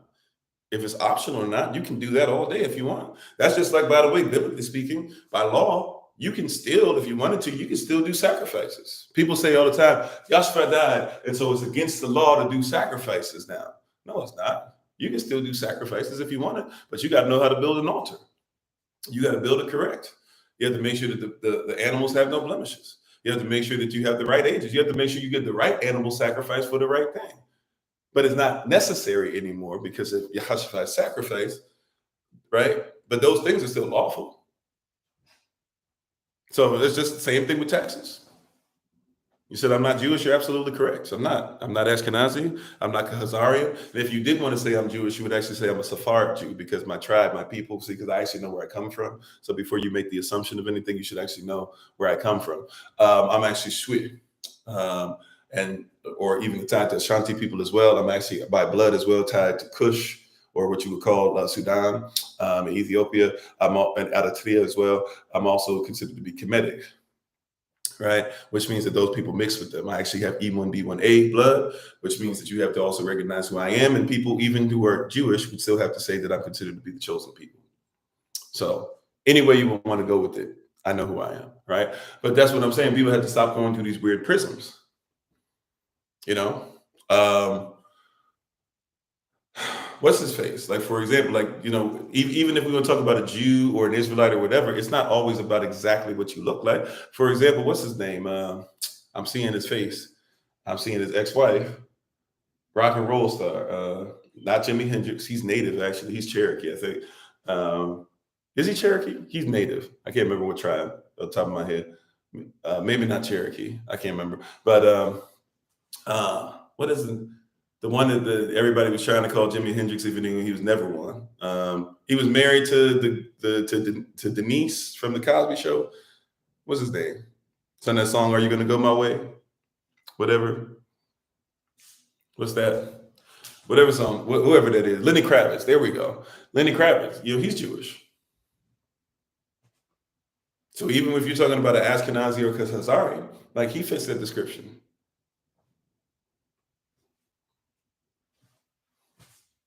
But you just say, oh, well, you know, he doesn't look like a typical this or that or whatever. Like, you know, what are you doing there? And even everybody that's Jewish is not necessarily Israelite. By the way, the word Jewish is supposed to come from the word Judah. The word Judah comes from the word Yehovah. Yehovah is actually, if you were somebody of Yehovah, you would be Yehovah. And Yehovah, or Jewish, now that you say it, because it's Jewish, kind of sort of Jewish. The reason why that exists is because Yehovah people, there were 12 tribes. 10 of the tribes, really 9.5, because the Levites, some of the Levites had come back with the southern kingdom, but 10 tribes got captured, And when they got captured, they said that we don't want to come back anymore because every time we go back to Israel, we keep getting cursed. We're falling into curses because we keep doing all the stuff we're not supposed to do. So since we're not doing all the stuff that we're not supposed to do and keep cursing ourselves, they said, let us go to a place that's uninhabited. Let us separate. And that way we can go ahead and make sure that we get ourselves in order and structured correctly. And they left and never came back. So when you get Yehoshua, who you guys call, some of you guys still call Jesus, when he shows up to the southern kingdom, there's only 3 tribes, 2.5, but 3 tribes left. You have the Judah, which is where you get this term Jew from. And by the way, there was no letter J in the Hebrew alphabet. There still is, or alphabet. There's still no letter J, and there's still no letter, and there's still no letter U. Right? The letter J was made up and not even really used until 1700s, 1800s, 1700s more than likely. Right? And the letter U, and I know that, by the way, because I have an original 1611 King James version here, no letter J in it, even in English, even in Middle English, right? Anglo-ish, kind of spoke Anglo. They didn't even have a letter J in here. They still spell it I-E-S-U-S, meaning half man, half Zeus, because that was the nickname that Yehoshua was given by Pontius Pilate. And nobody used that nickname until you get to 200-300 years later at the very least. Right? So when you're talking about a Jew, that comes from Judah, but Judah were only 3 tribes that were left together that had started to mix: Levi, Benjamin, and Judah. This is why Paul makes a statement that y'all miss because you're not looking at the context of the culture. Paul says, I'm a Hebrew of the Hebrews. And he says, I'm a Benjamite. Why is he saying that? He's saying that a lot of y'all are so mixed even today that you can't even get into, because remember, he was a Pharisee. He was somebody who took all that stuff serious. He was somebody who was saying he was better than other people. He was somebody that was saying, I will kill you if you say that you worship Yehoshua, right? This false, blasphemous person. That's what they call him, right? We know him to be the Lord and Savior, but they said he was still blasphemous, right? So he says, look, I know the culture. He said, if you want to go down to it, I got this thing down. He said, I'm a Pharisee of the Pharisee. I'm a Hebrew of the Hebrew. He said, I'm somebody who is a Benjamite, can tell you my bloodline. Because they had already started mixing together so much you couldn't tell who was who. And also there were Gentiles that were mixing, and therefore Gens, and therefore people who were coming from other countries. You have Cyrenians and other people that were coming. You had Greeks, right? All these people were coming. So he says, y'all can say whatever y'all want, but I'm a Hebrew to Hebrew. But then he says, I still want to give you something greater than just fighting over your race. See, y'all, we mismanage Paul because we don't even know the context that he's speaking in. He's telling you straight up, if you want to talk about law, if you want to talk about how this stuff works, he says, I'm your man. He's like, I had to write this stuff out. He said, I had to learn this from when I was a child. He said, you can't tell me about the word like that if you're talking about what's written, because y'all are studying what I had to write out for y'all. And we forget, before Paul became Saul, by the way, he was already known worldwide. People knew about Saul. Saul was the man. Saul was an intellectual savant who had this electronic energy that stirred up the people no matter where he went before he started preaching. But see, if we don't notice, once again, that's culture. I don't want to go too far away from today's topic, but see, how can you protect the mama? Mama is multiplication. How do you protect mama if you don't comprehend those things?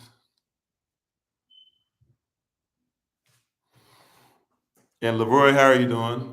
You don't have to go ahead and hit people with I wasn't speaking to you or whatever. He's somebody who's gone through the process and was trying to go ahead and tell you some of the things about sovereignty or whatever. So we don't have to hit each other with that. But hello, how are you doing?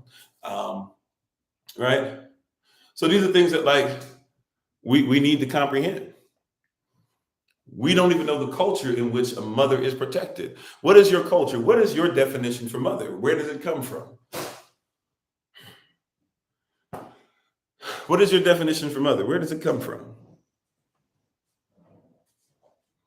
Do you even know that the word mom is a Hebrew term? If you know Hebrew characters, I'm sorry, hold on one second. Yad, Kaf, Lamed, Mem. Mem is the 13th character, the Hebrew alphabet. It also represents the number 40. Okay, it's the 13th character, represents the number 40.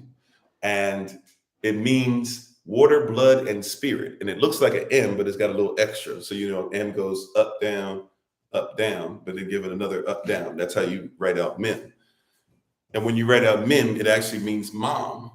It's actually in the middle of two characters when they're trying to write out mother.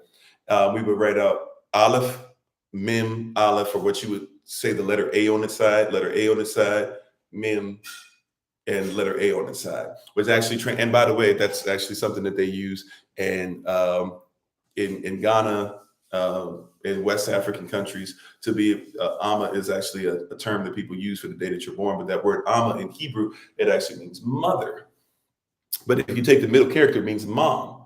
And what it means is Aleph, Aleph is the source, the source.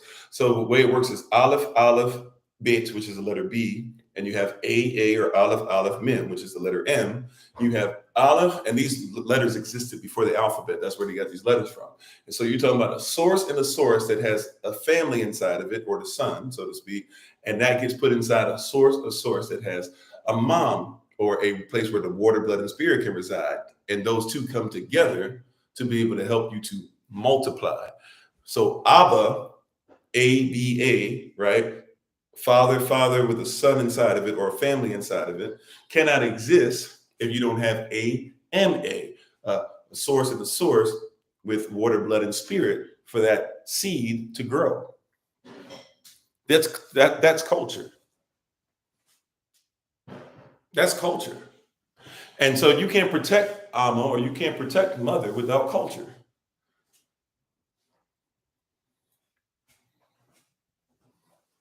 Right? You can't protect it without culture.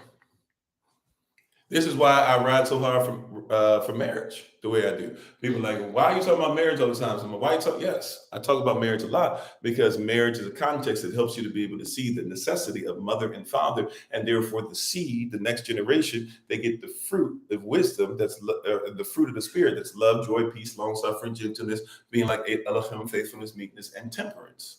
And when they learn those things, they don't have to be protected from those things. So they should get as much as they can so that the fruit becomes more ripe, that the seed might have more of a chance of being able to grow. And we need to protect them with law from the things that are like lasciviousness and lustfulness and being high-minded and traitors and things like that. Right? Read Galatians chapter 5, verse 22 and 23. Read your Bible. It'll bless you. That's the fruit of the spirit. But then go back and read 3 verses before that and read down. You'll see all the things that the law is there to protect you from. Yet you keep talking about there's no law. But that's what Paul talked about. Now, meanwhile, see, here's another thing. We don't believe in protecting the seed. Now, right? And we don't believe in protecting the fruit. If anything, if you want to say it like this, fine. The seed is the semen. The fruit is the egg. Did you catch that? Right? You can have an egg. Watch this. Right? We're raising chickens now, right? We're in that group of people that raise chickens, and we're excited about it because we're not going to have to pay $75,000 a carton, right? And so when you raise the chicken, we're raising chickens, but they're not going to necessarily have, at least we're not in a position now to start dealing with roosters. So all these eggs are going to be are going to be eggs that we're going to eat that are not going to have seed. What does that mean? That means that every chicken that lays an egg that has no purpose if it's not eight, or even if it's eight, it's not going to serve any purpose, right? It's not going to give any generations. It's not going to give anything to come after it, right? Because the fruit is there, but it has no seed. But introduce a rooster into the equation, introduce a seed into the equation, and the same mother that has the ability to give the fruit now has the ability to give fruit that causes seed. Right? What happens in a woman's body, right? And not a chicken's body, right? We're on women in our women specifically, right? But just women in general. What happens in a woman's body if you have an egg that goes through the system but never encounters a seed?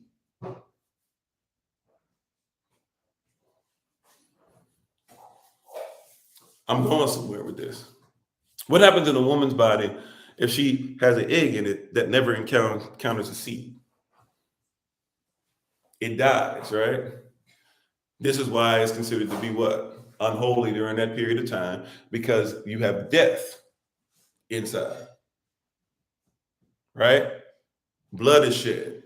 Blood cries up from the ground, the garden that's inside the woman. The blood cries up from that garden, from the ground. She experiences death every month that no child is given, she experiences death in her body, something that should have been but never became. If for no other reason, even if it's for selfish reasons, brothers, you should make sure that you're protecting the wombed man, the woman, and the seed that she carries, especially if it's your seed.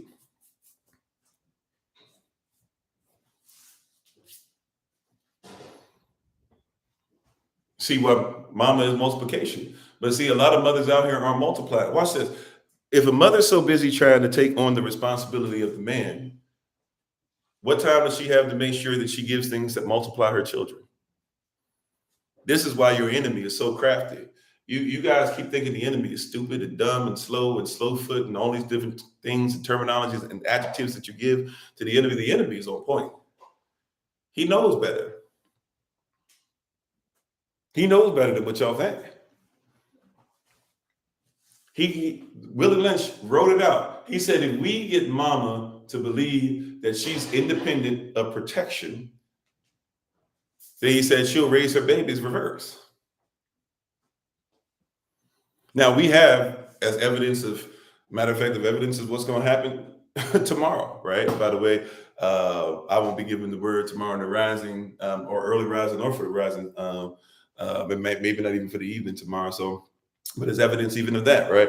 But we have sisters that preach. We have brothers that preach here as well. But we have some mighty preachers here, and they can be women as well, right? But hear what I'm saying.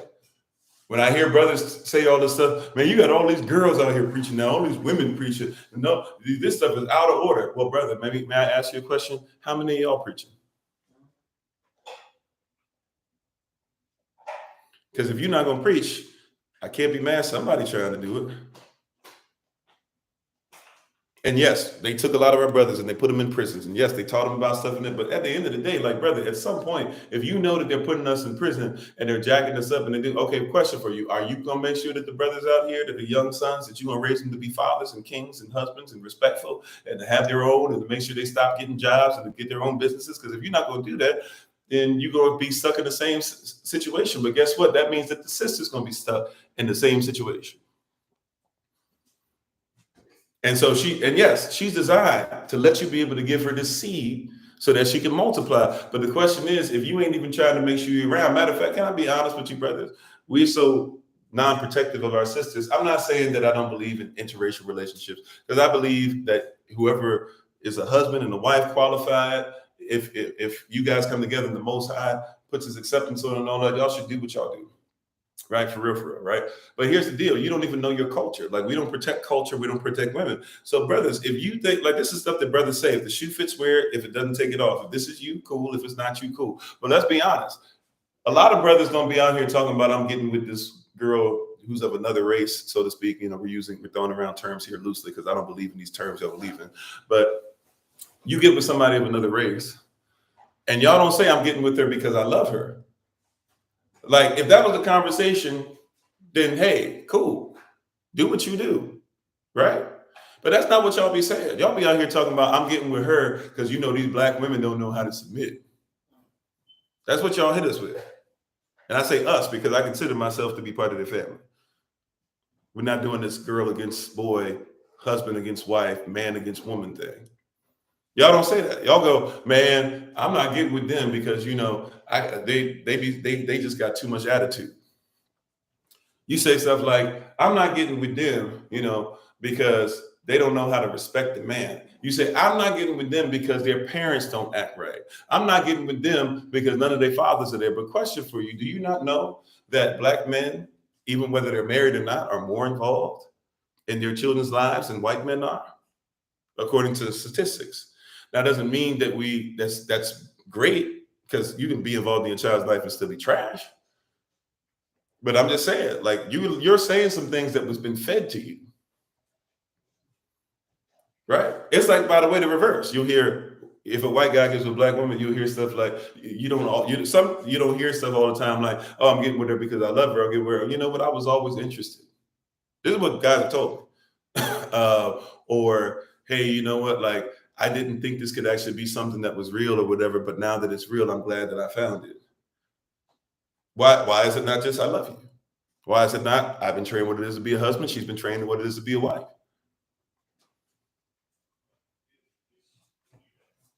So I'm just saying. I'll leave that alone because I know some of y'all get frustrated with that. I'm just saying, you got to start asking yourself, is that the mentality that you have? And by the way, once again, if you're going to be the black men to say that all your women act like this, then you have to ask yourself a question. When do you become the black men that raise your daughters not to act like that? Come on, King. Heavy is the head that wears the crown. Come on, Monta. Come on, Monta. Come on, King. Come on, Zulu warrior. Come on, chieftain. Whatever you want to call yourself. Right? At some point, when does somebody take responsibility for the fact that the daughter is not protected and therefore the wife's not? For example, right? Like for example, and even the boys aren't protected. For example, there's a boy, or there's a man that I know got children, and we're talking one day.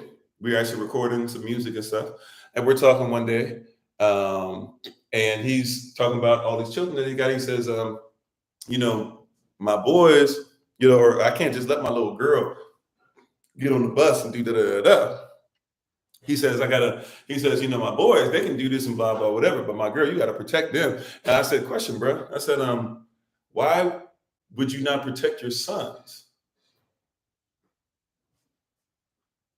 He said, man, they don't need that or whatever. You know how boys are, this and that. I said, yeah, I know. That's why would you? I was like, I know what boys are. I know I know, like the lust and stuff that I had in my heart. And, I'm thankful that y'all protected me from a lot of what people would consider opportunities to partake in certain things. Right. So, but I'm thankful that I didn't go. But I was like, I also was protected somewhat. I had a mom that said certain things to me. My father, I saw him be faithful. Like we had certain things in my life where I didn't even have time to address some of those things. But I was like, why would you not protect the little boy the way that you protect the little girl? Now, I'm not saying exactly the same, right? But I'm just saying, why would you not protect him? And he couldn't really tell me anything. But that's something that we say over and over again, isn't it? But meanwhile, right, I need you to comprehend that unprotected little boy. What do you think he's going to do even to the protected girl?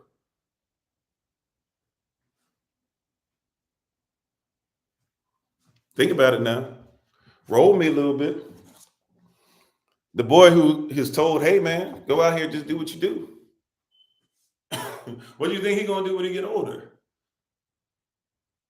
I'm not saying he can't change, but why even allow him to deal with some of those spirits and things that are going to get up all on him, and then therefore go to your daughter, and now your daughter's going to grow up being like, man, all black men, this and that or whatever. But you could have protected your son and therefore protected your daughters.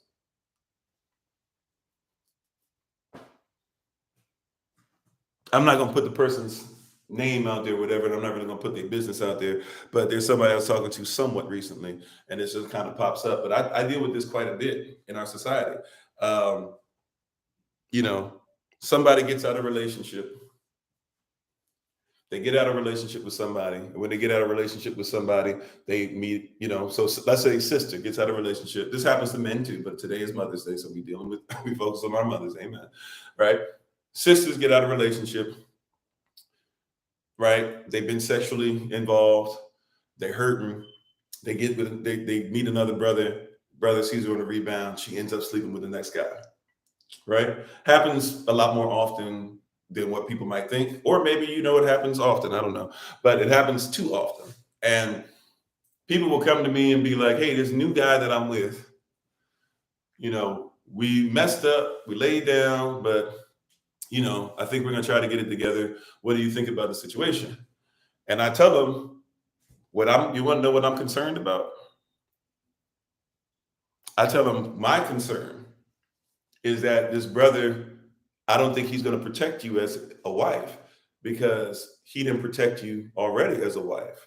Like if you're trying to be a wife, not a girlfriend. Now, sometimes you're trying to be a girlfriend or you're trying to just do whatever, right? But if you made it clear, I'm trying to be a wife, I'm hurting this and that or whatever, right? I've been around girls before who were hurt and in their own way have told me you can get it if you want. And I don't do that. Why? Because she must be protected. So if I'm worth anything, she's already a wife. You see how this works now? See, mothers aren't protected. Mama's multiplication, but we multiplying some wild stuff out here. I'm sorry, when you mention to your husband that he doesn't protect you, he asks, why do you, or what do you need protection, or what do you need protection from? Well, yeah, but once again, we're dealing with stuff where people aren't trained right, and we're not getting with husbands, we're getting with boyfriends, right? We're not dealing with wives, we're getting with girlfriends, right? But if you're already supposed to be a wife, and somebody lays down with you or puts you in a situation to where that could even become a thing, they weren't thinking about your protection. They were thinking about themselves. So what do you think is going to happen if he wouldn't protect you then? See, this is why you got to think of yourself as a wife right now. See, because if he won't protect you right now, what do you think is going to happen when you get together?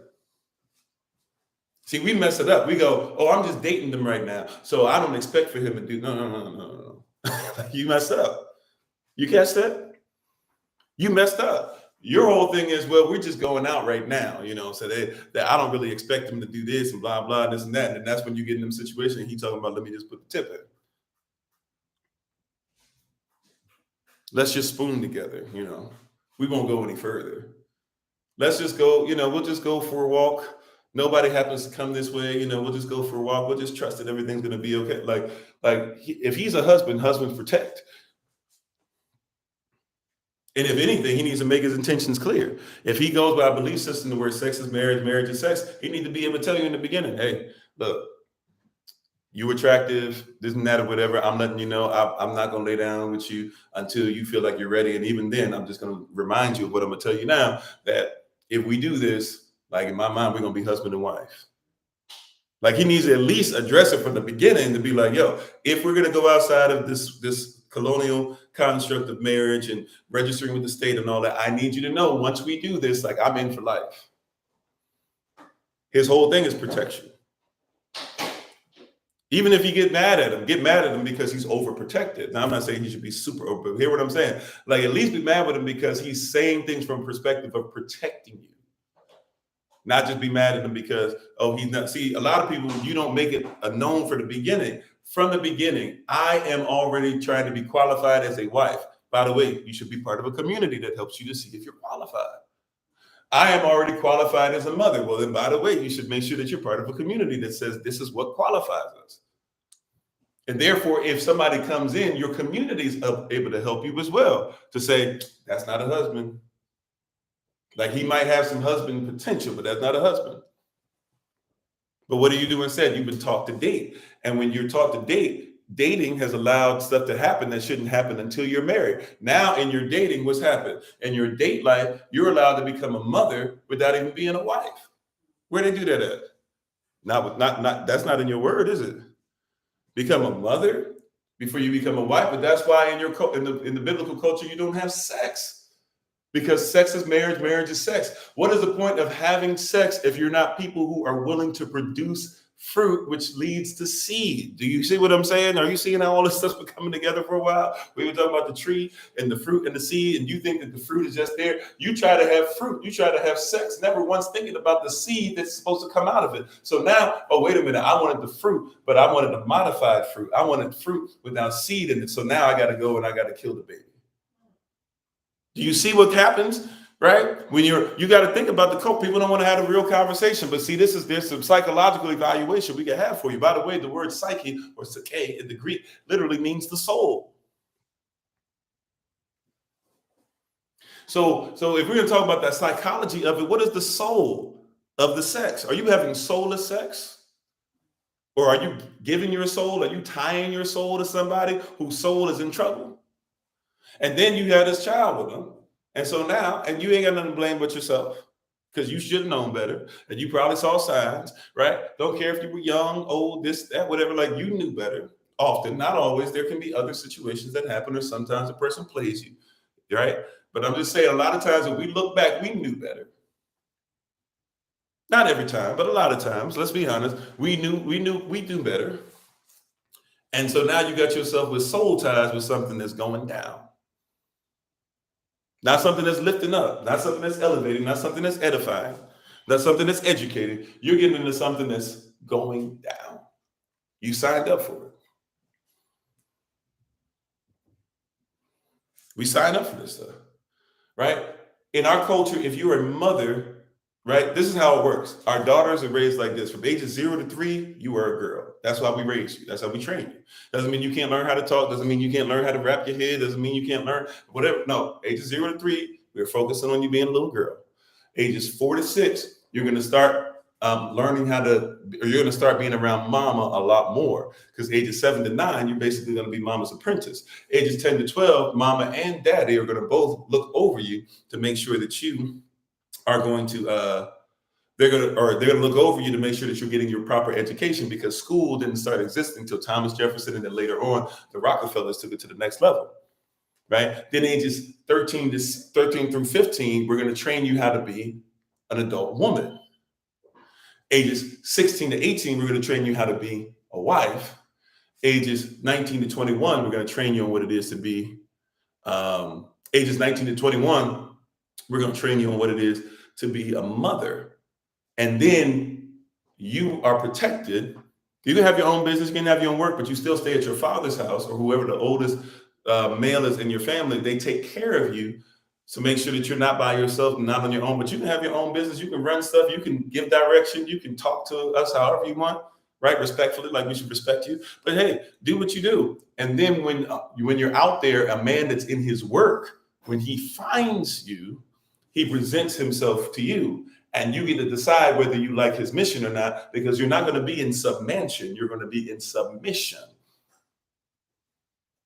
That's totally different than a lot of people live by. Is it not? See, you've been trained to date, but every time you go out on a date, it causes expiration. And that's why your love expires. That's why your stuff expires. That's why when you don't feel great anymore, you go, I'm out because I don't feel great anymore. Like, you're gonna have ebbs and flows. Sometimes you're not gonna like yourself, let alone, you know what I'm saying? Like, sometimes you're not gonna like yourself. This is why you got to realize what your why is. There's days I don't like myself, but I still love my wife. There's still days I don't like getting up and speaking to people. I have an assignment though that's greater than myself. My why is greater than me. I don't even have time. Even like, can I be honest with you? There are things that I deal with, and there's spirits that come on me when I'm talking to people, and their depression sometimes creeps into my life and stuff like that for a hot second. But I'm so busy in kingdom building that I don't have time to focus on it. So it doesn't get a chance to dig in the way it used to. Right?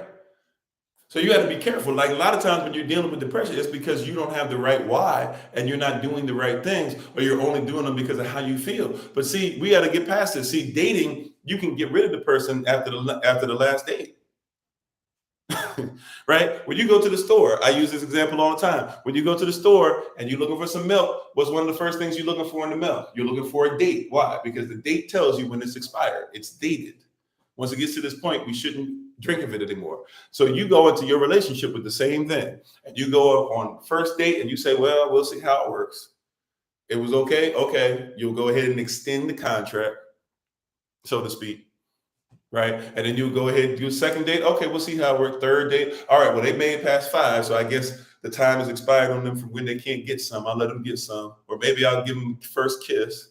And then the first kiss, then I'll let them, get to second base. I don't even know what first base, second base, third base, and home is. I really don't know.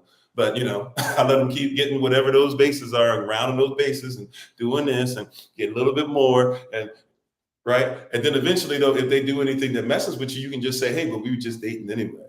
But a lot of y'all take that same mindset, and now you walk down the aisle, and nobody ever trained you on what marriage was. And so now you walk down the aisle of marriage, right? And you get married, but you still have a dating mentality. And all you're waiting on is that person to make their first mistake, or to make one big enough. A lot of people all you're waiting on, or that day you're not feeling it. I haven't been feeling this for 2 months. 2 months, y'all supposed to be together till death do you part. You might be depressed and not even know it. That might even be his problem or your problem. But it becomes our problem, and it becomes our solution, because it becomes our healing. But when you don't protect the culture, you don't protect the mama. When you don't protect the mama, you don't protect the multiplication. How are we going to multiply this thing? How are we going to become an environment that allows for kingdoms to be built? We're supposed to build empires together. How many empires do you think have no problems? It's a lot. Come on, talk back to me now. How many empires do you think have ever existed and there hasn't been one problem? We building an empire together. Okay, you ready? There's going to be dissension in the ranks. You ready for that? There's wars that come up on empire's gates. You ready to go to war? I didn't sign up to be with the Honorable Maya just for things to go well. I signed up for battle. There's going to be people that come up to her just because they don't like the fact that she's doing better. They're going to hate on her. I'm ready to fight. That's part of what you signed up for. You're going to have fights amongst each other. The king and the queen are not always going to get along. The king and his children are not always going to get along. The queen and her court are not always going to get along. You got to find a way to make that work. Or if they need to be cut off, or if they need to go ahead and be cut off and work their way back into position, whatever. But those things happen in kingdoms. Those things happen in empires. Those things happen with tribes. Why do you think that your tribe is going to be without any problem? Thank you, babe. Appreciate you. Right? Why do you think that your tribe is going to be without problems? There's going to be people coming into your tribe that have never been in your tribe before. That means they got to learn the language. You got to teach them the language. You have to teach them the culture. You have to teach them the idiosyncrasies. You got to teach them what idiosyncrasies are trash.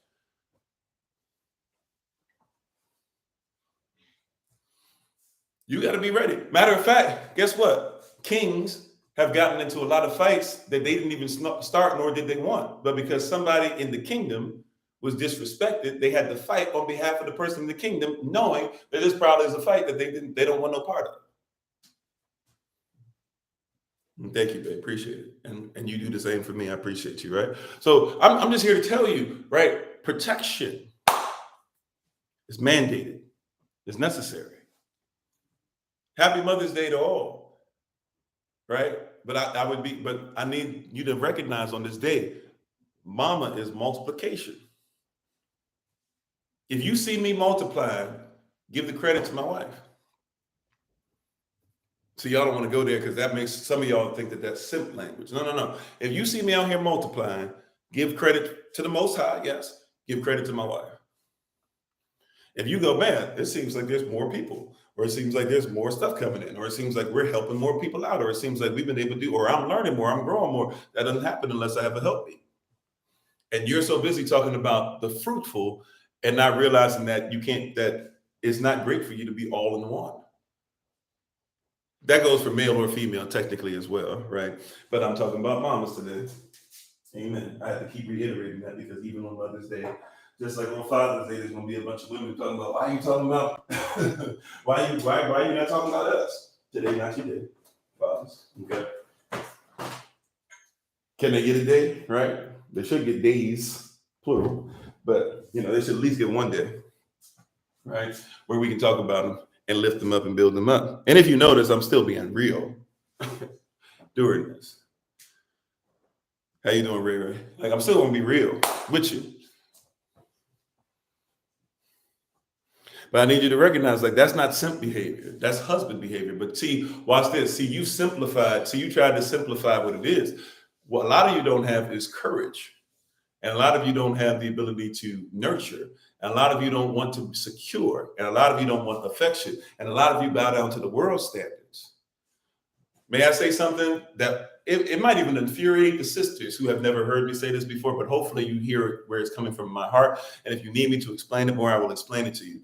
But I'm not saying a woman cannot get a job. I'm not saying a woman cannot do better than me. I'm not saying a woman cannot make more money. My wife, if she wanted to right now, could go into a field that she used to be in. She's now doing her own business, but she can go back into a field and she can make way more money than I make right now. Easily. That's not what I'm talking about, right? Right? But here's the deal. There's not a woman that has ever been designed, nor is there a mother, a multiplier that's ever been designed who wants to have a job. I didn't say she cannot have a job. I didn't say she's not worthy of it. I didn't say that she's not on the same level as a man. No, I'm not saying she can't start her own business. Matter of fact, I would hope she would. Because the Proverbs 31 woman that y'all talk about, she has her own business. I would hope that you would go into that, right? But what I'm saying is there's not a woman that's been designed that should have to carry the responsibility of taking care of everything. Right? Now, this is what I'm talking about as far as protection. Y'all don't want to talk about this, but fathers, which one of you right now who has a 2-year-old daughter would make your 2-year-old daughter go out and have to work for herself? You say, well, she's a 2-year-old. She's not a woman yet, right? But she's a queen. You're raising a queen. You're not just raising a child. Remember, your child is blooming into a queen, correct? So obviously she should mature, but if the daughter shouldn't have to, right? Like, watch this. My 2-year-old, I'm not saying my 2-year-old boy hasn't worked either, because somebody would try to hit me with that, right? My 2-year-old boy doesn't have to work, but I bet you I make my 2-year-old boy carry stuff. I trained my 2-year-old boy, even at 2, even though he could barely do it. He was trying to open doors for his mama. Like, my 2-year-old boy had to get used to writing cards and stuff and doing stuff. My 2-year-old boy would be with me on some of these videos because he in our culture has become an apprentice. He got to do whatever dad does. Even if he expands upon it, he got to start where dad starts, and he got to keep that going. So what I'm doing, I'm gonna be around for at least 100 more years, praise God, right? And my wife's gonna be around longer. But our son, as I start to maybe slow down a little bit or start to focus on different things, he's gonna be doing the same thing I'm doing, right? But my daughter is supposed to do what? She's just supposed to be the daughter and be protected and learn and grow. And yes, she'll learn some things as far as cooking, probably more than the son, even though you teach the son cooking too. But there's going to be some things where she's being trained because she's going to be a multiplier. Like, my daughter, on some of my worst days, is designed to be able to call me up and be like, hey, Dad, you know what? I love you. I appreciate you, this and that, even on my worst day, because she feels already. She has the empathy already. She has the divine intuition already as a daughter to be able to be like, he needs something right now. Let me multiply. Let me find something that's righteous in him. Let me watch this. Death and life is in the power of the tongue, and those that love it will eat the fruit thereof. That's Proverbs 18:21. But right behind it is Proverbs 18:22. You ready for this? Proverbs 18:21, death and life is in the power of the tongue. Those that love it will eat the fruit thereof. But we never put it with another verse, so no. Proverbs 18:22, right? He who findeth a wife, findeth an excellent or righteous or constitutional, you guys say a good thing. He findeth a constitutional thing and obtaineth favor from Adon, from the Lord. Which means that if you put the two together, if he who finds a wife who speaks life and not death, allows you to eat the fruit thereof and therefore obtain favor from the Lord.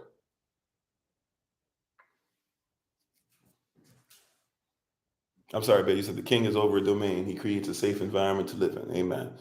Right? So my responsibility is to make sure that she can multiply in every area.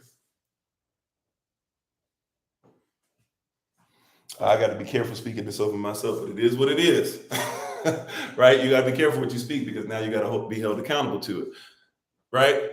Maybe the reason why your wife is always going out somewhere else with the girls or shopping or anything like that, maybe it's because she doesn't feel like she's secure in her own home.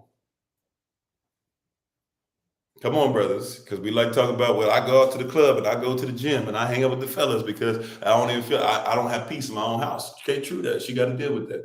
All right, what if your wife is more comfortable because she finds more peace? And by the way, you got to once again ask yourself, did you marry a woman or did you marry a wife? Because some of y'all be all over the place with that, right? But if you have a wife, if you're blessed with a wife, and she starts going to spend more money outside than she makes sure to get, that she invests time inside, and she actually likes to be secure, you got to ask yourself a question. Does she feel more secure outside than she does inside? Because she's going to multiply wherever. So if she go to the store, be ready, because she's going to come back with some receipts. I'm just saying. I got to be careful. I'm speaking on myself, but I don't like it. But guess what? I'm looking at certain things in certain times in my life and being like, yeah, maybe she didn't feel comfortable here. Maybe, and you get frustrated. You be like, why are you out here? Why are you hanging with this person? Why are you going to the store? Not that often in my relationship, in all honesty, but I'm just saying, when those things happen, because brothers be thinking like that, and we're very jealous, just like the Most High is jealous. We get jealous over certain things. We get jealous over certain people, certain situations.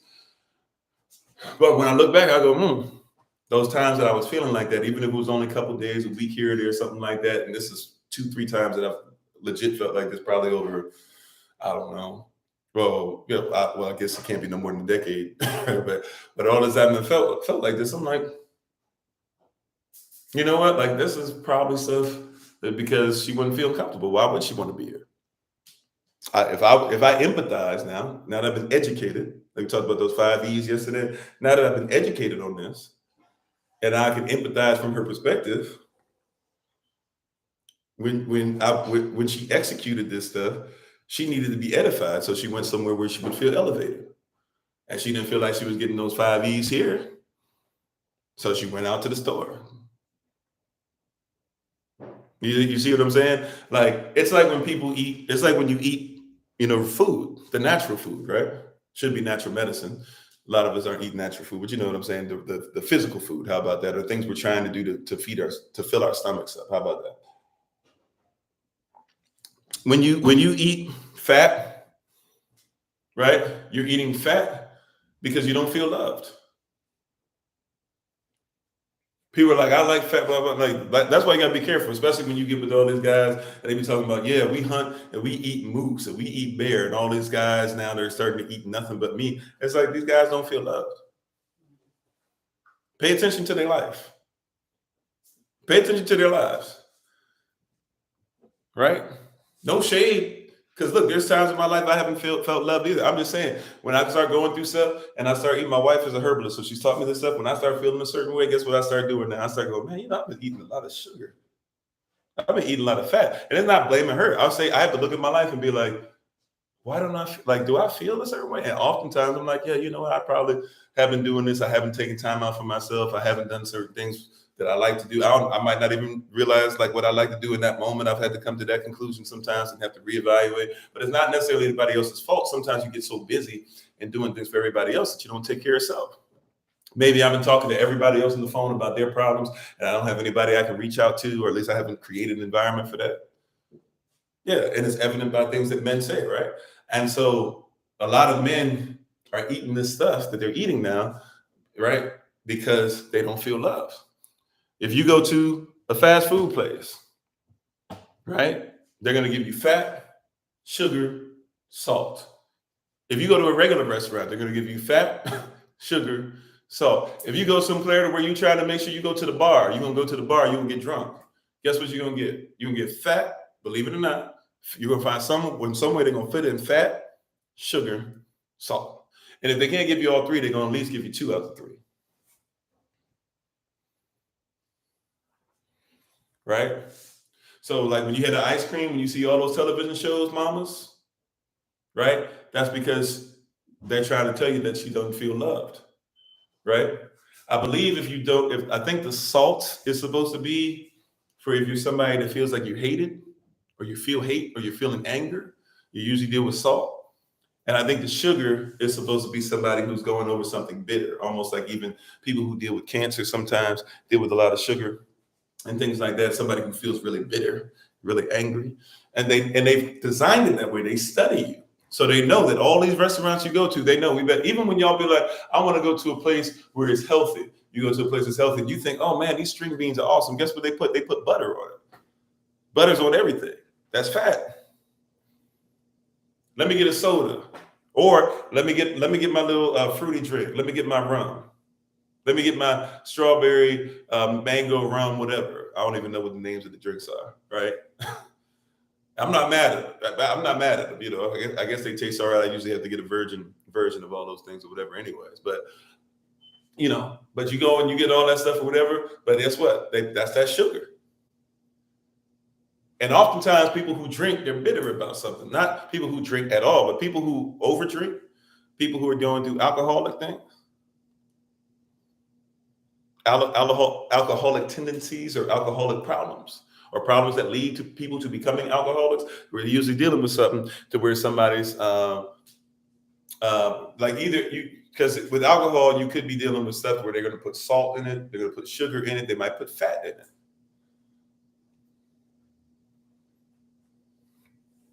And they just keep you on it's like a hamster wheel, right? They just keep you on the same thing. You just keep running through the same stuff, right? You go, I know they say that hamster comes. You know what I'm saying? You just going around the same circle. Okay, I hate today. Okay, I eat stuff that helps me not to hate, but I never dealt with the hate, so I'm gonna come back and I'm gonna eat again. And then, okay, I'm not feeling love today, but you know what? I'm gonna come back through McDonald's today, and I'm gonna go ahead and get some of this fat. All right, now I'm feeling love for a little bit, but I'm gonna have to come back. They're like they keep you in the same circle. You're gonna do the same thing. You're gonna do the same struggle.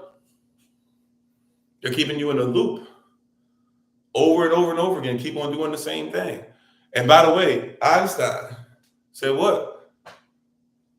He said that doing the same thing over and over again and expecting a different result is his definition of what? Insanity.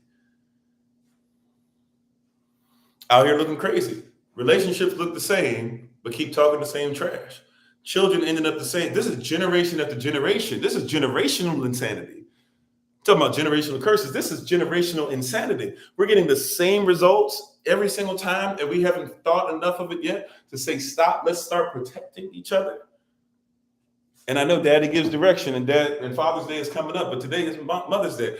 Daddy gives direction, or Daddy is direction, but Mama is multiplication.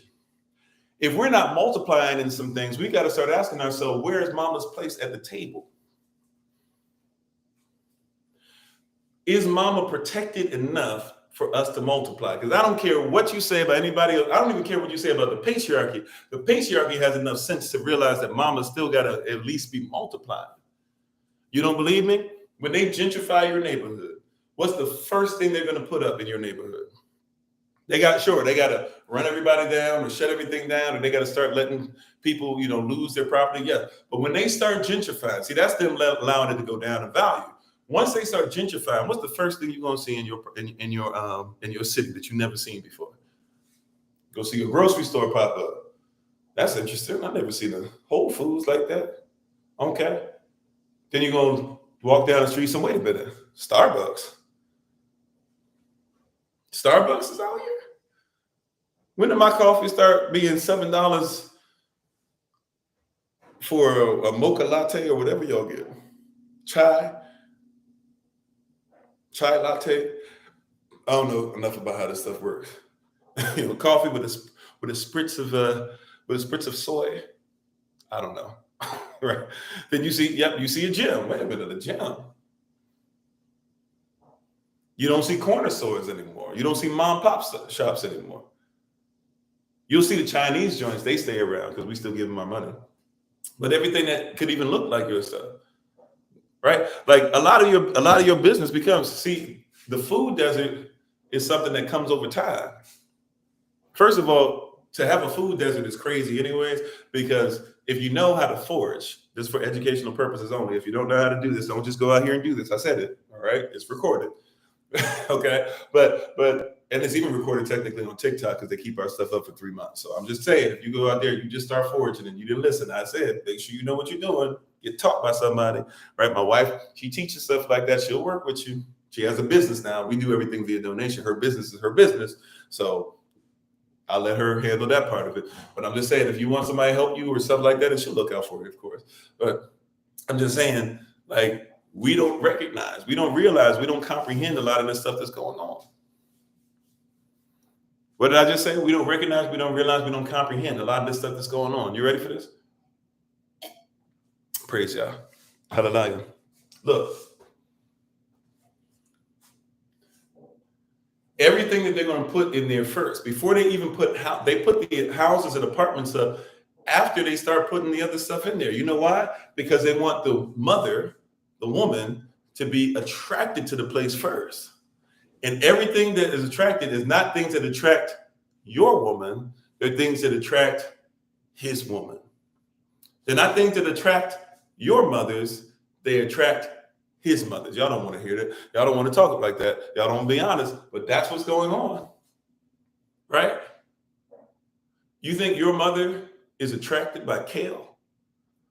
She's not attracted by kale. Matter of fact, kale didn't even exist until relatively new times. You know what I'm saying? Broccoli didn't exist until relatively new times, right? Like, that's not what your mothers were attracted to, but they're attracted to that now. Why? Because that's what somebody else is attracted to. Your mothers were not attracted to pumpkin pie. Your mothers were attracted to sweet potato pie. Your mothers were not attracted to what they doing with rice down in Arkansas and forcing Haiti to do. Your mothers were attracted to Jell-O fries based off of some real stuff.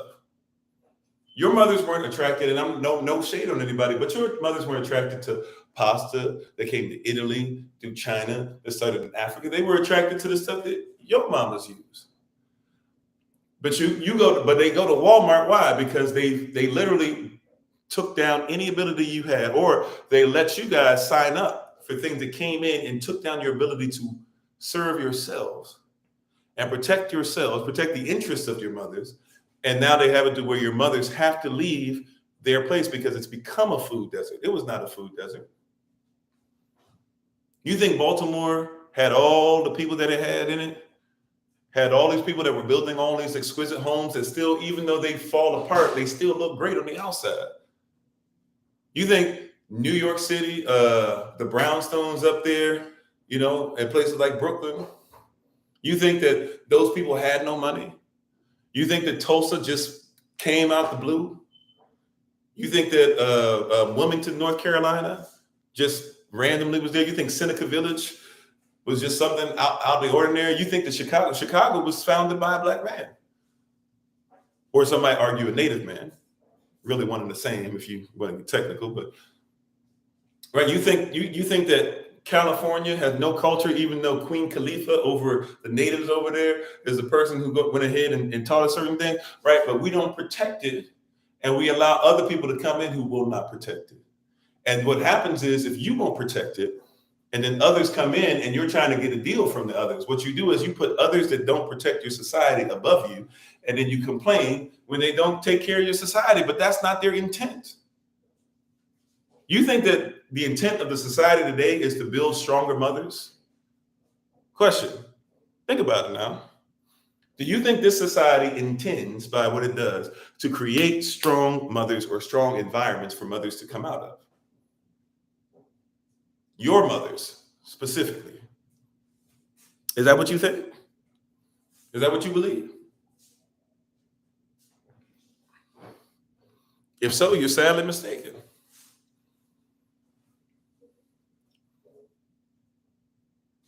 If so, you're sadly mistaken. Right? Happy Mother's Day. But don't forget that mama is multiplication. If you're not multiplying mama, we got to figure out what's going on. Right? This is why it's been strategic. Right? We take away the things that make you feel secure, and then we put things in your neighborhood that make our mothers feel secure. So when our mothers want to come out there, then your mothers who are still around, you just got to do whatever it is necessary to survive. Your mothers keep surviving, their mothers keep thriving. And while they're busy telling you how they need to fight the patriarchy, somehow, some way, the feminist movement keeps having women in it that thrive. I'm not saying every woman, I'm not saying every white woman. Hear what I'm saying, though. If I got a bunch of women who in this society were allowed to kill little babies at one point, to the point that they made up the Casual Killing Act, and I've got a bunch of them who are millionaires saying that even though I make millions, I still don't make as much millions as he does. Okay? But then they're saying, fight for my fight. Who's thriving and who's surviving? It's just like when Obama comes into office. Yeah, we'll go there. It's just like when Obama comes into office,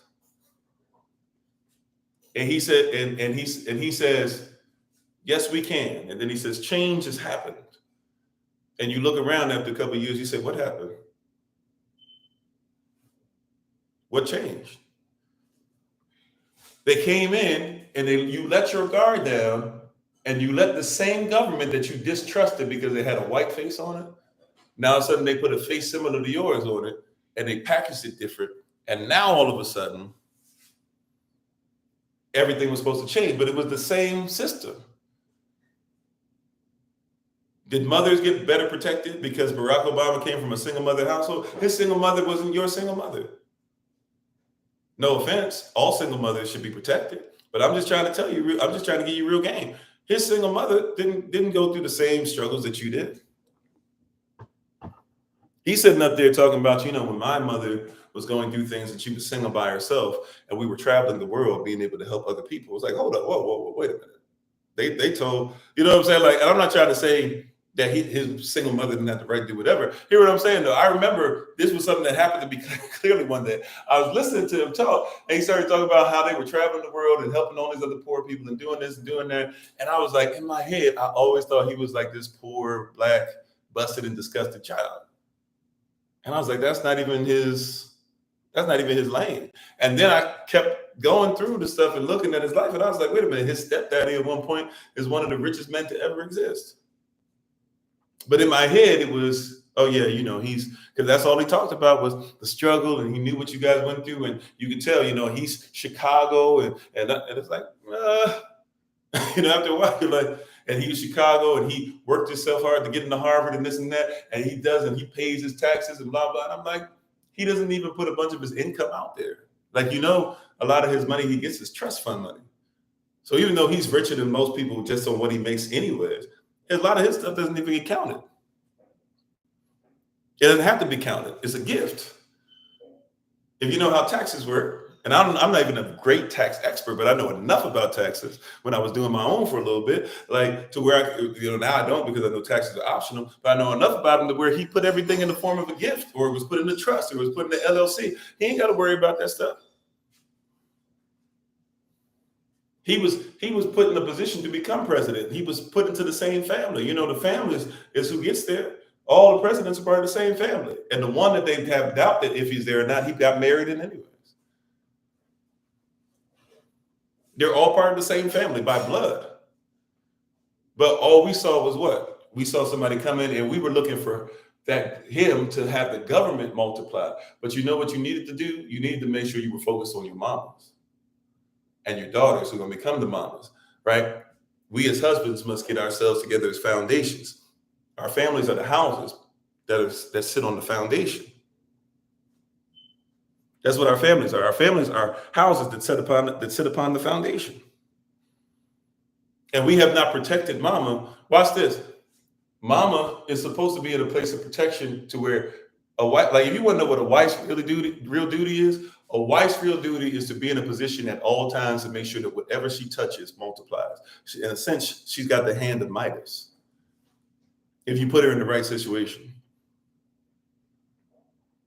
Or put it like this, sometimes you have to make sure that she's protected enough to be able to always perceive righteousness from evil, so that she will only touch and make gold, or only make valuable. She'll only make good or great things currency rather than evil things currency. Because whether you like it or not, guess what? Your language is started inside your mama. The way you eat, it starts with your mama. When you get out the womb, same thing. It starts with your mama. You're going to eat off your mama. Even the afterbirth that comes out that you're supposed to still be protected, you're supposed to be eating from until it falls off. That's why you shouldn't cut off the umbilical cord, right? That still came and developed inside your mama. It's you being outside your mom. Your mom may not be able to give you breast milk right away. And so therefore, as the colostrum is the only thing that comes out, and then she's still trying to, her breasts are getting used to having the memory of what it takes to be able to provide milk. Meanwhile, you're able to still be fed, and you can get used to even without the milk. See, a lot of times babies even have problems drinking from the mom because they're trying to drink something, whatever, but they need to get used to even using the organs, or I'm sorry, the muscles rather, that come with being able to even use the structure and all the stuff that's there to be able to ensure that they can go ahead and actually take the milk out. So they get a little colostrum to where their body gets used to it. They go through the process of getting their lips and everything strong and latching, but they're still really eating from I'm sorry, I keep saying afterbirth. What's the term? What is the placenta? Still keep eating from the placenta, right? But mama's not protected enough to where now most people just put the baby on formula, because when the mama's not protected, the baby's not protected. And formula is not designed for everybody. Every formula is based off of a specific baby. So every time you buy a formula, you're buying you're buying food that works for a specific baby. And they're saying, well, they should at least make sure your baby survives, but your baby might not thrive. What if the formula that you buy is based off of a white male, but you got a black female? Sure, it can help, but it ain't gonna give them everything. Matter of fact, the mother's milk is the best thing for the baby. Why? Because the mother's milk is actually designed to ensure that whatever is in or whatever the baby needs, as the baby's oxytocin levels and mother's oxytocin levels rise together, when they look into each other's eyes and when they hold on to each other, the body also sees. The body is like not only a thermometer, it's also, in a sense, it's like it's like a machine within itself designed to be able to look at everything on the baby and say, ooh, baby's got a temperature. Oh, the baby seems to be coughing. Oh, the baby seems to be sick with this. Oh, the baby needs to do this and that. And it literally day by day makes milk specific to what the baby needs.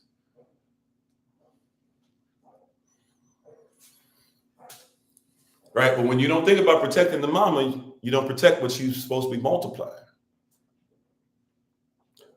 Your wife's responsibility is not to do anything other than be a wife. Right? I didn't say that she can't get a job, but that's not her responsibility. You see that? I didn't say that she should never pay for any bills, right? But that shouldn't be her responsibility. If it's something she has to do in the meantime, if it's something she has to do because you get sick or fresh or whatever, and that's something like, I've told y'all this before. I think I said it even today. I was not always the breadwinner by far. My wife, if she wanted to right now, could go back to what she was doing and make way more money. But my wife told me, even when we got together, she kept saying, I see greatness in you. But she kept telling me, hey, bro, at some point, I expect you're going to be the one to take care of things. And all she told me was basically, I just want to know that you have my back. There's security. In other words, like, look, you preaching, you teaching, you doing this, but at some point, if this is going to happen, if this is going to be what it is, you're going to have to be able to secure me in some kind of way, at least for a little bit, to let me know you got me.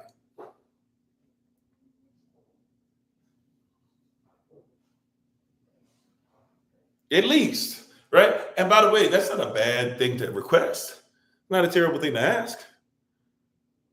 But once again, if you don't believe in securing the mama, then you don't believe in securing the multiplication. See, a lot of brothers, Holy Spirit help me, because this is gonna be y'all. Some of y'all gonna be mad at me, because a lot of brothers and sisters, for real, too. But a lot of brothers are more into securing the bag than they are securing their wife. If you're gonna secure the bag because it secures the wife. Don't secure the bag. See, a lot of y'all will talk about securing the wife after you've secured the bag. Secure a wife. This is more spiritual now. I'm getting into more a spiritual context here, right? But it's something that manifests. Here it is now, right? Surely righteousness or grace or what you call goodness and mercy will follow me all the days of my life. Surely his grace and mercy shall follow me all the days of my life, and I will dwell in the house, which means family, of Adam, or really Yahweh, the Lord, forever. Okay? Surely his righteousness, surely his grace and mercy shall follow me. If the Lord is my shepherd, and he maketh me to lie down in green pastures, he leadeth me beside the still waters, he restoreth my soul, he leadeth me down the path of righteousness for his name's sake. I can go through any valley, no matter what it looks like, no matter how dark it gets, because he's with me, and his rod and his staff, even when he needs to give me a whooping sometimes, so to speak, it's there to protect me. If he prepares the table in the presence of my enemies, I'll sit there because my cup runneth over, right? Then surely the promise is what? That if I follow him, everything I need is right there behind me. A lot of y'all are busy getting this backwards because you're following the stuff and you're not focusing on where you're supposed to be. So you keep looking for the bag and you figure once I get the bag, I'll get the wife. But he says, follow me and I'll put you in position to where you'll find a wife. You'll not find a girlfriend, you will find a wife. And when you find her, you'll find something that brings you favor. That means everything you need for her, I already provided it. Somebody missed it. Everything I need, if she's my wife and my wife and I are going to become one, then anything I need for this to function correctly, it must be provided.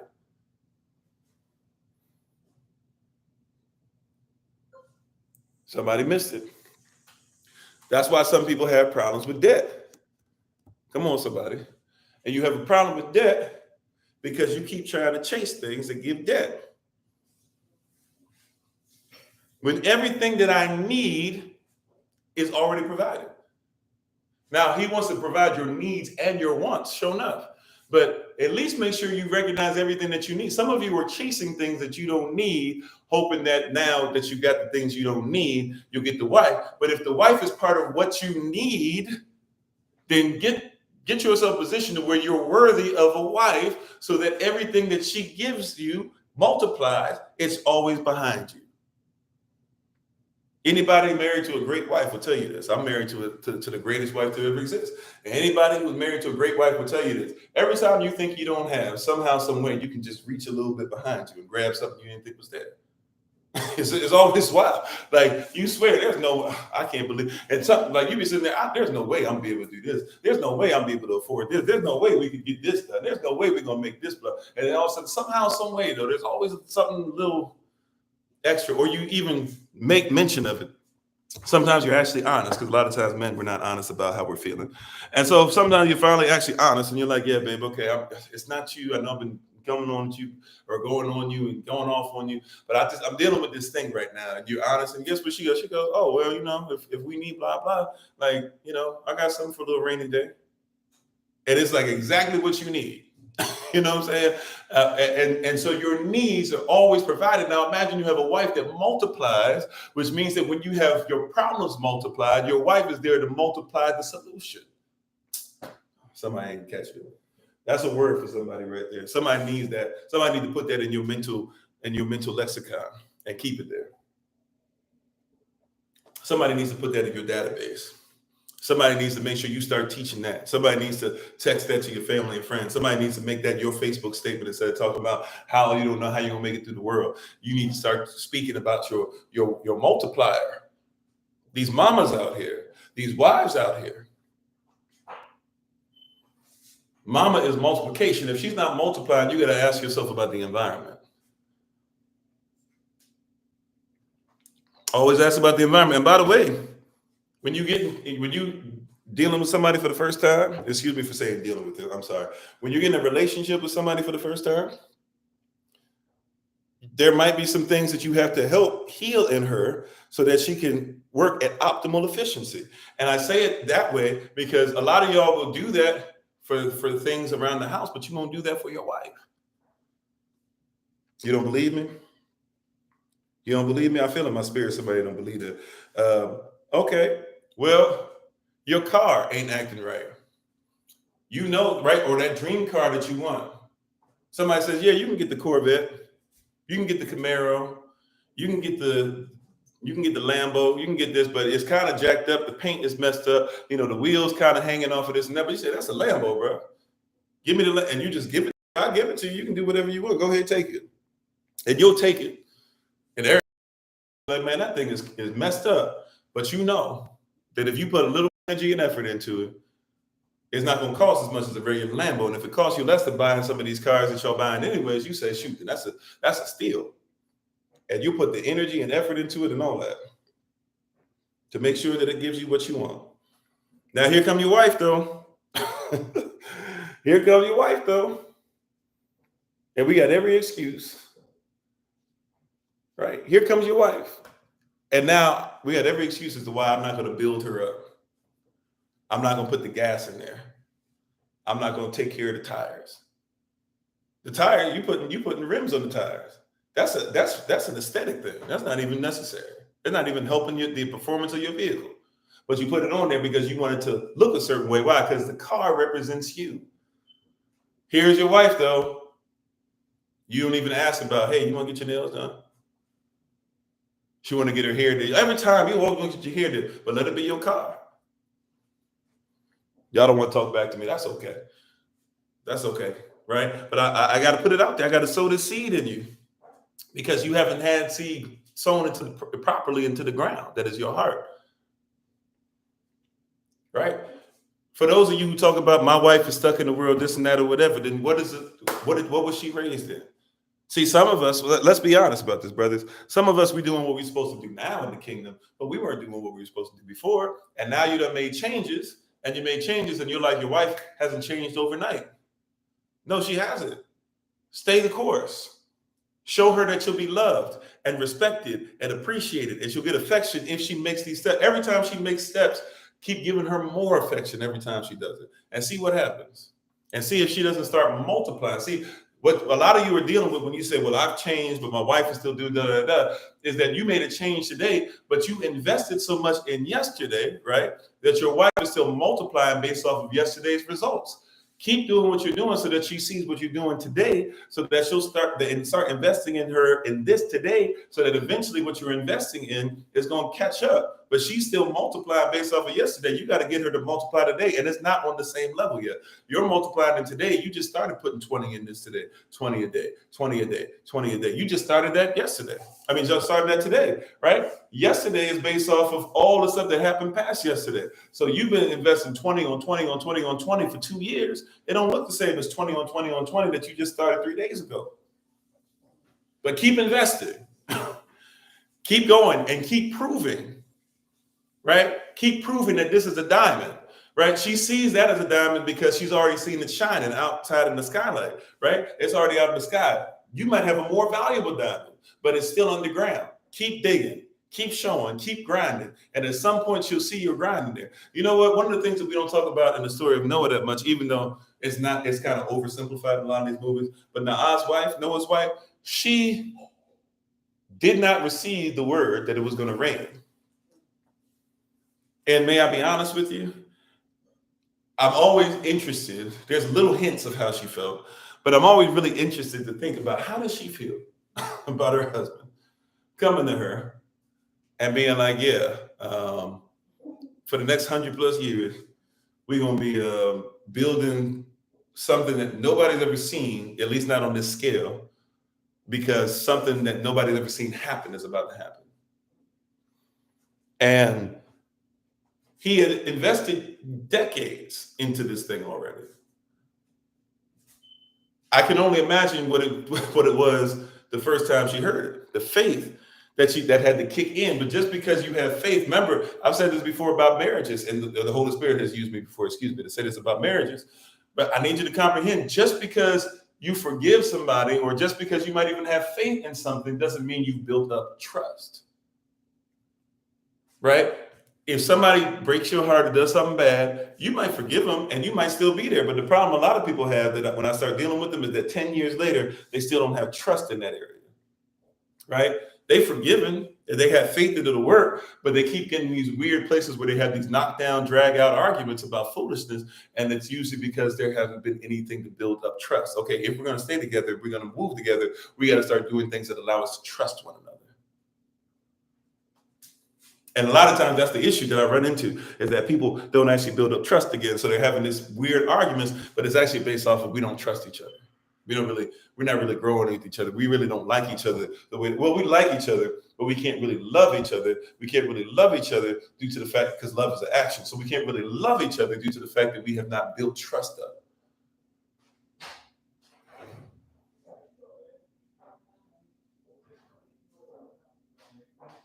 So we have all this stuff that's growing and all this stuff that's happening. And we still have all these things that are going on, all these things that are happening, and all these things that are frustrated, but we're not willing to ensure that we're putting in what's necessary, right? Mothers multiply. And like we said in our culture, you must be qualified to be a mother before you physically become a mother. Momma is multiplication. So there's a spirit of mother. Jehovah's Witnesses are busy today. Yeah. So there's a spirit of mother. There's a spirit of mother. Right? And there's things that you got to be aware of. Right? There's a spirit of mother. And you got to be aware of it. You got to make sure that you're aware of those things. I get to this. No, shit. I was just, it was weird. Like I had this weird feeling. Huh? I said, never mind. Oh, okay. So there's this weird thing that's going on. I mean, you can show it to me. I guess it's fine. But there's this weird thing that's going on where we're not willing to protect mothers and multiplication. A mother multiplies, right? Okay, my wife wanted to show you she made some soap out of oh no, not an alternative, not astringent, but I believe they're saponin. Saponin, sorry, out of saponin. If you can see it, hopefully you can see it. Stay focused. We're talking about mothers. So this is something, by the way. So see, multiplication. So this is soap. So if you need soap or whatever, this once again foraging, right? So you can have your own stuff and some of this. So if I want to be honest for a second. I'm not going to be deep, but deep into honesty because some of it ain't your business. But this is, I'll be sitting up here and being like, "Why I always got all these? Why she want to keep every single jar?" Right? But then she does stuff like this. And I'm like, oh, okay. I guess I can see why she wants to keep every single little jar. Because for me, I would think like, we don't need, or we're gonna use it, put some plants in it, do blah blah. She does some of that too, of course, right?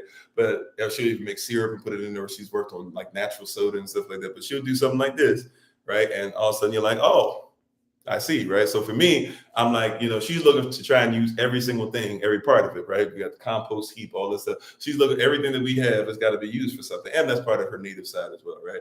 But for me, I'm sitting there thinking, what would I do with this? Or how many of those do I really need? And then all of a sudden you see something like this, you go, yeah, we really need that, right?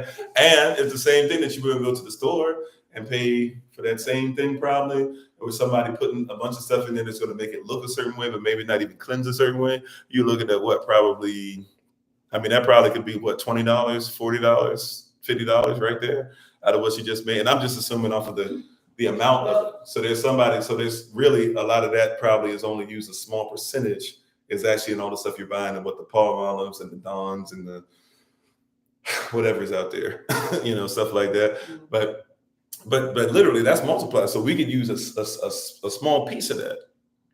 I'm sorry, what was the name of the herb? Ivy leaf. Ivy leaf. English right? ivy. English ivy. And what was what's the it has saponin. Saponin. Yeah. So saponin. So anything that has saponin, I think that's SAPPENIN. SAPONIN. Okay, SAPONIN. She's gonna put in the comment. But see, something like that, right? But once again, this is for educational purposes only. If you want to be able to use it, like if you like, who knows? Maybe she make you some, I don't know. But if you'd like to know how to make it, whatever, you can contact her for more information, especially when we put our information up in a little bit, or if she wants to put her information in the chat. Just go make some. Or there you go. I be telling her all the time to make lives and stuff. She's somebody that likes to be more behind the scenes. So. But she's getting more used to being in front of y'all, and we appreciate her presence. But that's why I said, even if you don't see her, right, you see us. Why? What's going on? Right? They're going. What's going on with that? Because she's multiplying. Right? So I might not have to make as much, and I don't as much as a lot of y'all make. But I can live freer than a lot of people do because I have a wife that multiplies and she's mission oriented. If I get outside of mission, then she's not in submission and she's not in submission. She's not submitted to me. She's submitted to a mission. If my mission is on point, then she does things to multiply. She says she's fed up with buying the stuff from the store that she can make herself. And that's true, right? That's what we're saying, even about foraging. I was thinking about this the other day because, when you start being a little bit better, there's certain days you should go out, but I probably go out too much, especially because I travel a lot. I probably go out too much to eat. And I was like, I got to start heeding the words that the Holy Spirit been putting in my own heart and coming out of my own mouth. I need to start making sure if I know what stuff is, like there's a bunch of stuff I was looking at that I told you we don't really cut a lot of stuff down in our yard too often because we believe in letting herbs and stuff grow. But when it gets to a certain point, even for safety, you should probably cut it down, especially if you're gonna have babies and stuff back there and stuff. And depending on where we are, you might be dealing with snakes or with different spiders or different all types of stuff that might live stuff. So you got to keep stuff tidy up to a certain degree. But even when we do, I'm slow to do it because I'm like, man, there's stuff that's just growing right here. Like, why am I letting this stuff? Why am I always cutting this stuff down before it can grow? I was noticing, like, I was like, man, I'm gonna have to cut the front today. I was thinking about that. I'm gonna have to cut the front down today, front area. And I was like, man, but there's like dandelion this, and I've never really been. I haven't done this in a while. I used to go out I always was outside before the sun came up. And when I went out there or whatever, I would literally like pack up dandelions and stuff like that and be eating it, or eating um, wild lettuce or different things like that they grew. Like, and I don't even know that many herbs, but I knew enough to be like, hey, let me get this, let me get that. Then wasn't really that hungry when the sun came up. So intermittent fasting. If I decided to eat before the sun came up at all. Right. So I'm just saying, like, but these are things that were there. My wife blessed me and she helped me to multiply. She multiplied my thought process in that. Yep. Wild onions, very, very much so in a lot of people's areas. A lot of stuff. Like I haven't done it as of yet, but I was even thinking as far as when we start seeing more mullein and things like that, I might start grabbing the leaves and stuff. I don't know what I'll do with them, but I know like the leaves, a lot of people use them like they're, like for cleansing. Like they'll use them to wipe stuff. Some people use them as wipes. They don't even buy wipes or toilet tissue. They literally just grab the stuff. You said, Mama? Yeah. So I mean, I'm just saying, like, there's a lot of stuff that's out there we don't even think about, that we could be using, that you could be saving a whole lot, right? It's quirky, y'all. I'm not off. Huh? But see the month. I don't know if you can see it on Kofi _ 40. I'm trying. Oh, there you go. Right. See, but you see the mullein, and these are some of the softest things out there. Some people just use it straight up as toilet tissue. So if you're sitting there buying toilet tissue, but you have this growing, I'm not saying you have to do it. I'm not saying, I don't know what people's allergies and some of this stuff may or may not be. Obviously, if you're going to do that, you probably want to make sure that it's, cleaned and everything as well. And this is, it's not sticking up as much right now because obviously it's been detached, right? We see the root and everything. But yeah, this is why I'm on, and this is something that you could use. You could eat it, of course. You can eat, is this one of those you can eat every part of it? Yes. Yeah, so you can eat every part of it as well. I'm sorry, if you eat it, what's it great for? Well, it's great for respiratory. It's soothing. It heals the skin. Like, it's very soothing. Mm-hmm. It's soothing to the digestive tract. It's just a soothing herb. It has mucilage, but it's something that will reduce fever. Oh, mucilage. So that's something like if somebody's having problems like with reproductive organs and stuff too, right? Yeah. So if somebody's having problems with reproductive stuff, it helps there as well. I'm sorry, but you said it helps fever and stuff. Like you said, it helps fever. Yeah, it will bring down fever. It's great for colds, cough, all that. Yeah. So there you go. Right. And this is something that grows in a lot of places, believe it or not. Right. Now, once again, this is for educational purposes only. If you don't know how to do this, we ask that you make sure you learn from somebody. But this is something that you can have. So right there, we just gave you all these different uses. This could be food. Right. This could be stuff that you can use to wipe yourself, so to speak. Some people, like literally a lot of people who are, what you call those people? Minimalists. A lot of minimalists apparently use this for toilet tissue. But there's a lot of different things you can have. I mean, some people use it as Some people smoke it. Oh, that's right. Actually, some people do smoke it. It's cleansing to the lungs. Just cleansing to the lungs, right? So if you eat it, it will cleanse the lungs, but also if you smoke it, for those that smoke. By the way, for those of you that do smoke, like smoke real herbs if you're going to do it, right? Like you should just eat, what they call marijuana, or you should just eat mullein.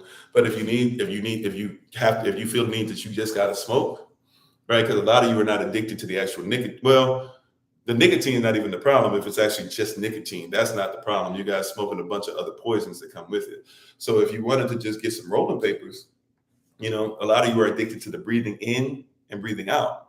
A lot of you are just addicted to, that's why you always go somewhere and you calm yourself, right? You a lot of times even do calming things, or you do it right after you did something that had like a lot of like stress or a lot of like exercise or something. Like even a lot of people, at least the idiosyncrasy that was given, it seems to be like that people smoke after they have sex, right? But a lot of people do that or whatever, like it's a way of breathing in, breathing out, calming down, right? So you can take something like mullein. If that's what your issue is, just take some mullein, smoke some mullein. Or if that's what your issue is, get actual, especially if it's legal in your country or your state. Remember, a state is a country, country is a state. So if it's legal in your state or wherever you are, like follow the law, don't get arrested, right? Even some places you can even grow marijuana. You're only allowed to grow certain amounts or something like that.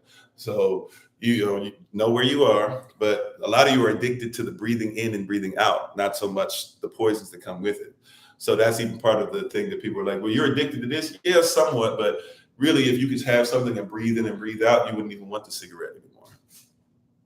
So if you can go places, be careful what land you're getting it off of as well, right? But you could literally bring a grocery bag out when you're walking somewhere with your family. Here you go. I don't know where to put this. But you can go somewhere with your family, and while you're out walking, take a grocery bag with you. Y'all can take a grocery bag, and you take your grocery bag and you go from place to place, forage. Tell your children, hey, grab that over there. I need that right there. Grab this over here. I need that. Grab that leaf. You could be walking down the sidewalk and you can see all those leaves that start coming up or whatever. That's usually is that wild lettuce, babe, that grows between the sidewalk or wild it's something else, right? Wild lettuce goes to the sidewalk too, and it's there's different types of wild lettuce. Some is more hairy and it looks like dandelion. Okay. Furry. Yeah. And then there's some that has spikes on it. Okay. The one that's spiked is very medicinal. Okay, so even a lot of times when you guys see that stuff growing up between the sidewalk cracks, that's usually going to be wild lettuce. Sometimes it might be wild onions. Sometimes it might be dandelion growing around there. Sometimes it might be wild plantain. You don't think of it as wild because it's in the city, but remember the word wild just means it doesn't fit into your civilization. So that's why they call it wild, because they didn't grow it and they don't control it, right? But I'm just saying all those things, right? But once again, that's your mother's. That's our mother's. Remember, our mothers and grandmothers and people we haven't met, that's our mother's mindset. That's mother's milk for us, so to speak. That's what we were nourished in, right? That's what we looked for. Like when people have what's that big one that all the slaves used to eat? They used to make pokeweed. Like, for example, like pokeweed, our ancestors, right, native to the Americas, right? Because what's the original definition of American? A copper-colored person indigenous to the Americas. And our ancestors would go out, right, and they would our ancestors would go out and they would know how to deal with pokeweed. Now, pokeweed is actually poisonous. That's why you got to be educated. You can't just go out and eat some pokeweed. You can't just go home and just cook some pokeweed up real quick. You got to know how to get the poison out. But once they got the poison out, yeah, you got poke salad. They knew how to turn it into something else. That was our mother's milk. That's what our mamas gave us. They knew about the land. They knew about the nature of things. Whether we want to go deep and talk about who taught it to them and all that, thousands upon thousands of years ago. But I'm just saying, at the end of the day, you have a natural law, and you are attached to it and you do different things with it. But it's not something that we think about. So we think that the only food that exists is if we go to the store. We think the only soda we can make or carbonated things is if we get it from the store. But you don't even have to have a carbonated, I'm sorry. Oh, I was just I need to do my own lab because I'm trying to take over. But anyhow, the term herber was used for Hebrews that did a herb, that did medicine. You couldn't be a herbalist in Egypt without being Hebrew, basically. If you Yeah. So even back to the times of that, Mesopotamia, all those things, of course, Abraham, Mesopotamian, some of those things going around culture, things like that. So yeah, of course, and Sarah as well, Mesopotamian, Terah, Mesopotamian, or did I say his name right? Terah. I'm sorry, but yeah. So, but these are things that are there, and so long story short, yeah. So what was I saying? Oh, mother's milk. So this is what our mothers fed us, right? And all I'm saying to our mothers is that we need you. Like we love you so much. We appreciate you. We know that we cannot do what we do without you. And what we really need from you is for you to give us yourself. And what you need from us is for us to protect motherhood. I know people don't think that's a big deal anymore, but we still do, or at least we still should. We should protect mothers. We should protect our mothers and what our mothers represent, because you represent nurturing on a level that comes way before us, of a mindset that comes way before where we're at now, at least. Right? I've said this before, I'll say it again. Equality is a myth. And as much as people don't like to hear me say that, because you've been taught that all men were created equal, but that's a myth. You were taught that men and women are equal to each other. That's a myth. Mothers and fathers are not equal to each other. We need each other because we have things that the other one doesn't have. It's not great. It's not righteous. It's not perfection. It's not Yah's will that man should be alone. The word alone means all in one. I need my wife because she multiplies everything that I speak. See, if I touch it, it might be sanctified. See, I'm supposed to sanctify my wife. If I touch it, it might be sanctified, but it's not multiplied. Somebody missed that. That's a bar right there. The Holy Spirit just gave you something right there. See, if I touch it, it might be sanctified, but it doesn't guarantee it's multiplied. So I'll say something and I'll be like last year, hey, we're gonna meet up in Detroit. Cool. My wife starts multiplying. What's the bags gonna look like? What's the color scheme? What's everybody gonna eat? What is it that's gonna be taught? What is she started going to a place. In my mind, I'm like, as long as the word is taught, like that's where I'm at. I'm like, I'm a sanctified. I'm showing up and I'm a blessed with the word, and I'm making sure the Holy Spirit is revealed, and she gonna use me to do this and that and all this stuff. But I'm sanctified. But see, I might sanctify, but if she don't touch it, it's not multiplied.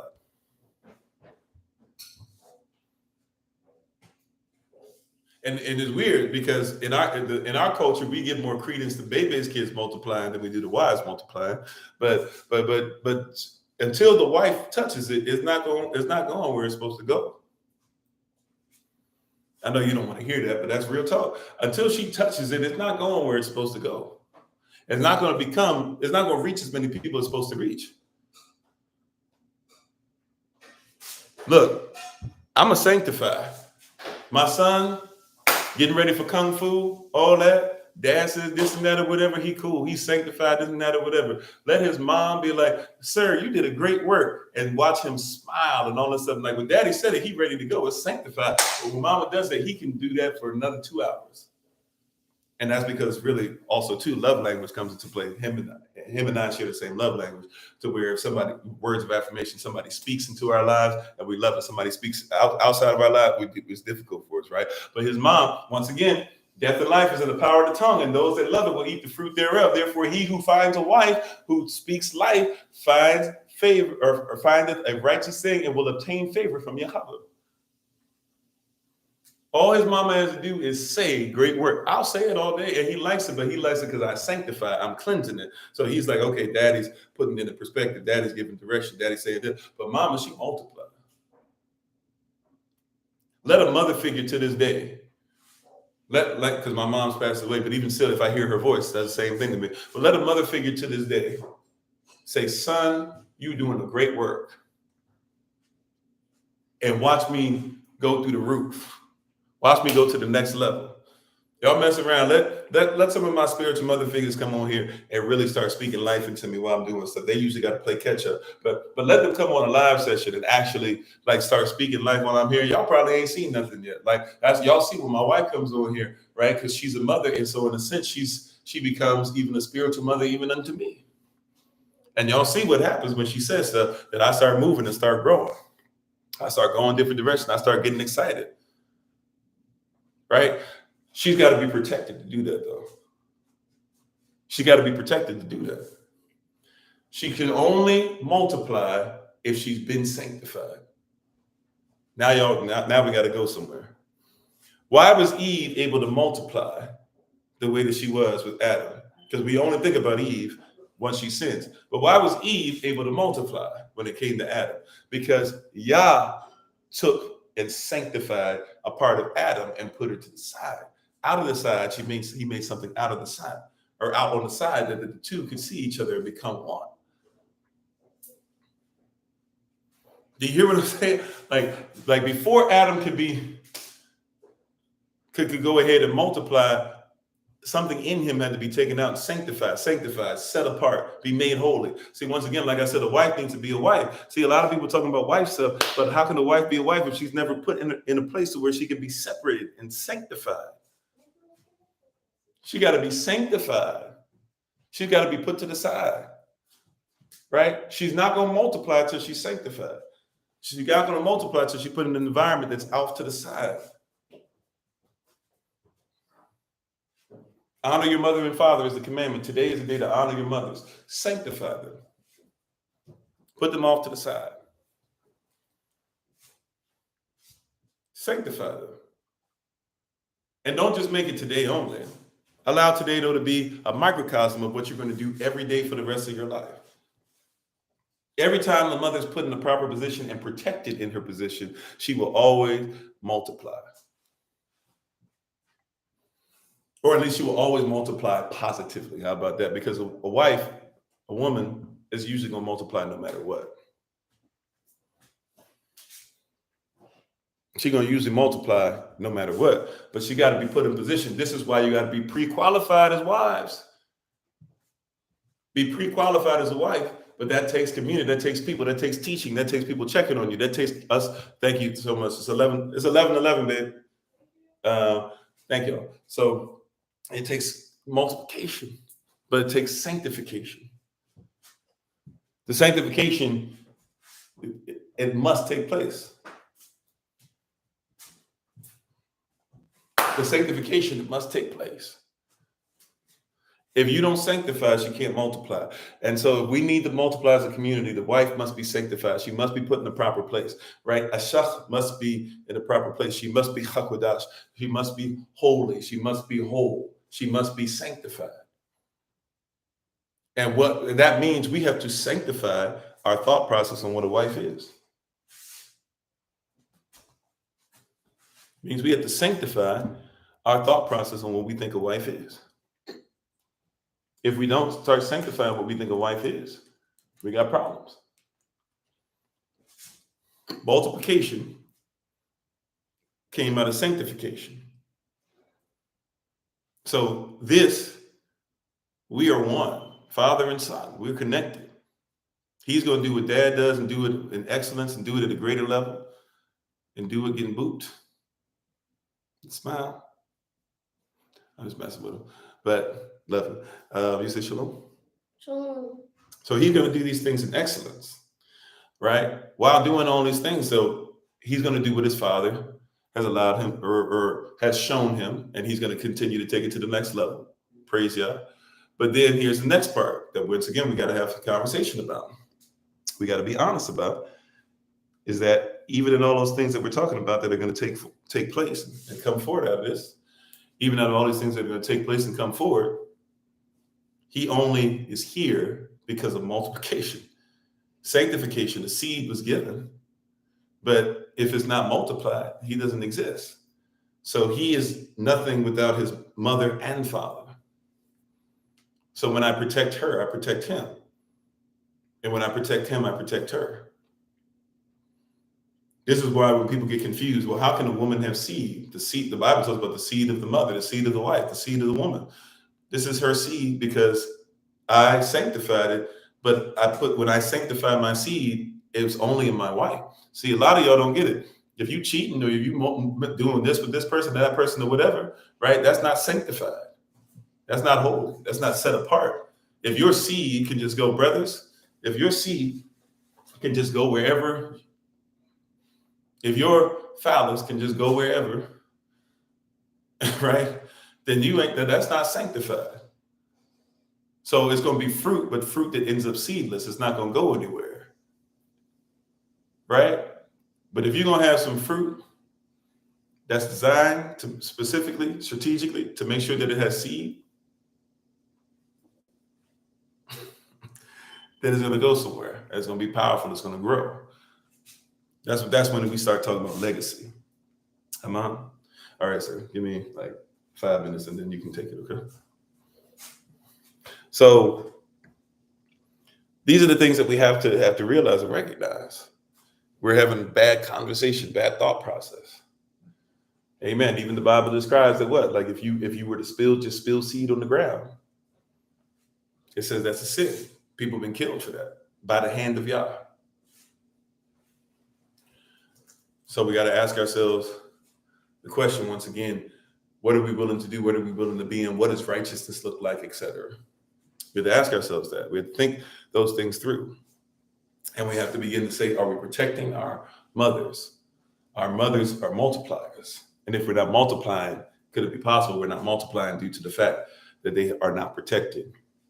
Right? If somebody can go out, doesn't matter how much seed I got in the ground. If somebody goes out and starts tearing up all the seed at the ground, it doesn't matter, right? Because I didn't protect it, right? If I sow a bunch of wheat and the enemy comes and puts in a bunch of tear in the ground, the tear is poisonous. And at a certain point, especially if you don't know what you're doing, you can't really even forage there anymore, because once you try to forage there, since the ground was unprotected, the tear is poisonous. The wheat is not. So if you try to eat the tear, you can kill yourself. That's why Yahweh, it says, he has to come. He has to come, and he has to send his angels to be able to come. The angels are messengers. That's what the word angel actually translates to. These messengers are going to have to come, and they have to start, you all right? These messengers are going to have to come, and they're going to have to get us into a position to where we can hear, whether they be on the spiritual side or they're being led by the spirit on the earthly side. We have to begin to protect our mothers. All right. Normally we would go even longer on a Sunday, but today is Mother's Day. Got some stuff that I need to attend to and make sure we're on track too and stuff like that. So I thank you guys. Thank you to my wife for actually helping out with the lesson as well. Thank you to my son for helping out with the lesson as well. We appreciate you guys so very, very much. Please enjoy your Mother's Day. Please set some time aside. Please set some prayer aside. Please set some things aside for those mothers and mother figures in your lives. We appreciate you guys so much. I will not be on for the rest of the day, and possibly I will not be on at all tomorrow, but others will be on in my stead. Minister Nice will be on YouTube, and we'll possibly, depending on how we can set it up, we might have it to where you can see her on Kofi_43 as well. So if you're joining us for the first time, by the way, we have several channels because they like to take our live sessions down, because apparently what I teach is against community guidelines. But you can join us on Kofi_40, follow there, Kofi_42, which usually we use for the evenings, Kofi_43, and we even have Kofi_44, which I think for some reason they have pop up as Kofi_4043, and that's my name, KOFI_OFORI 1, or actually, if it's 1, it's not, doesn't have any number. Right. But then Kofi_42, Kofi_43, and Kofi_44. You can also just type in hashtag find Kofi, hashtag FINDKOFI. That's actually our YouTube channel name as well. And you'll be able to get in touch with us. If you would like to, what we would suggest, we're about to do our shout out. As we end our shout out, it's a little special something that we do. If you want to go over to Kofi_43 and look for that real quick, you can join us in the shout out over there. And it gives information, ways you can contact us, call us, communicate, etc. So if you want to go ahead and do that, you can go ahead and go there to do that right now and join us. We're going to get ready to take our leave in just a second. Happy Mother's Day to everybody. Hopefully we were able to give some different perspectives, especially culturally speaking, on Mother's Day. And we thank you guys so much for listening in and tuning in. We appreciate you. Whether you joined us on TikTok, on YouTube, on TikTok again, on Facebook, or even on the podcast, we don't take it lightly that you spend some time with us. You didn't have to. And so we're thankful and grateful for you guys doing so today. We appreciate you. So when the shout out starts, if you're on Kofi_43, just stick around. We'll tell you what to do then. And thank you so much for being on. We give all honor and praise to the Most High, Yahweh Elohim, for directing us properly and showing us what multiplication is. We thank the Most High, Yah, for my wife, the Honorable Maya, who lives a life that's able to be honored. You can check her out on TikTok, YouTube, her website, and Pinterest at Bloom and Flourish, not A&D, the letter N. Bloom and Flourish. She is a healer, herbalist, chemist, and biologist by degree. As I said, tomorrow I will not be on in the Rising, but Minister Nice will be on in the Rising on Monday. And that'll be following the Early Riser Bible Study session for those who get on that on Zoom. That'll be at that's at 6:30. That starts the word starts at 6:45, but the music starts at 6:30 p.m. Eastern New York time. This Monday, it's going to be Minister Sharon. So Minister Sharon will be on Zoom at 8 p.m. Eastern New York time. Minister Sharon will be on Zoom at 6:30 a.m. Eastern New York time tomorrow. Minister Anais will be on YouTube and possibly on one of the TikTok channels at 8 p.m. Eastern New York time. And then we shall have in the evening, I may be there in the evening, or we might have somebody else for the evening as well. So we'll look and see. I haven't given an assignment yet, so we'll see. But I thank you guys. Thanks for tuning in. I appreciate you. Continue to pray for us. Happy Mother's Day to everybody. We thank you guys so very, very much. And we look forward to talking to you guys soon. So thank you again. If you're on Kofi_43 over here, please just hang out for a second, and we'll tell you how the shout out works in a little bit.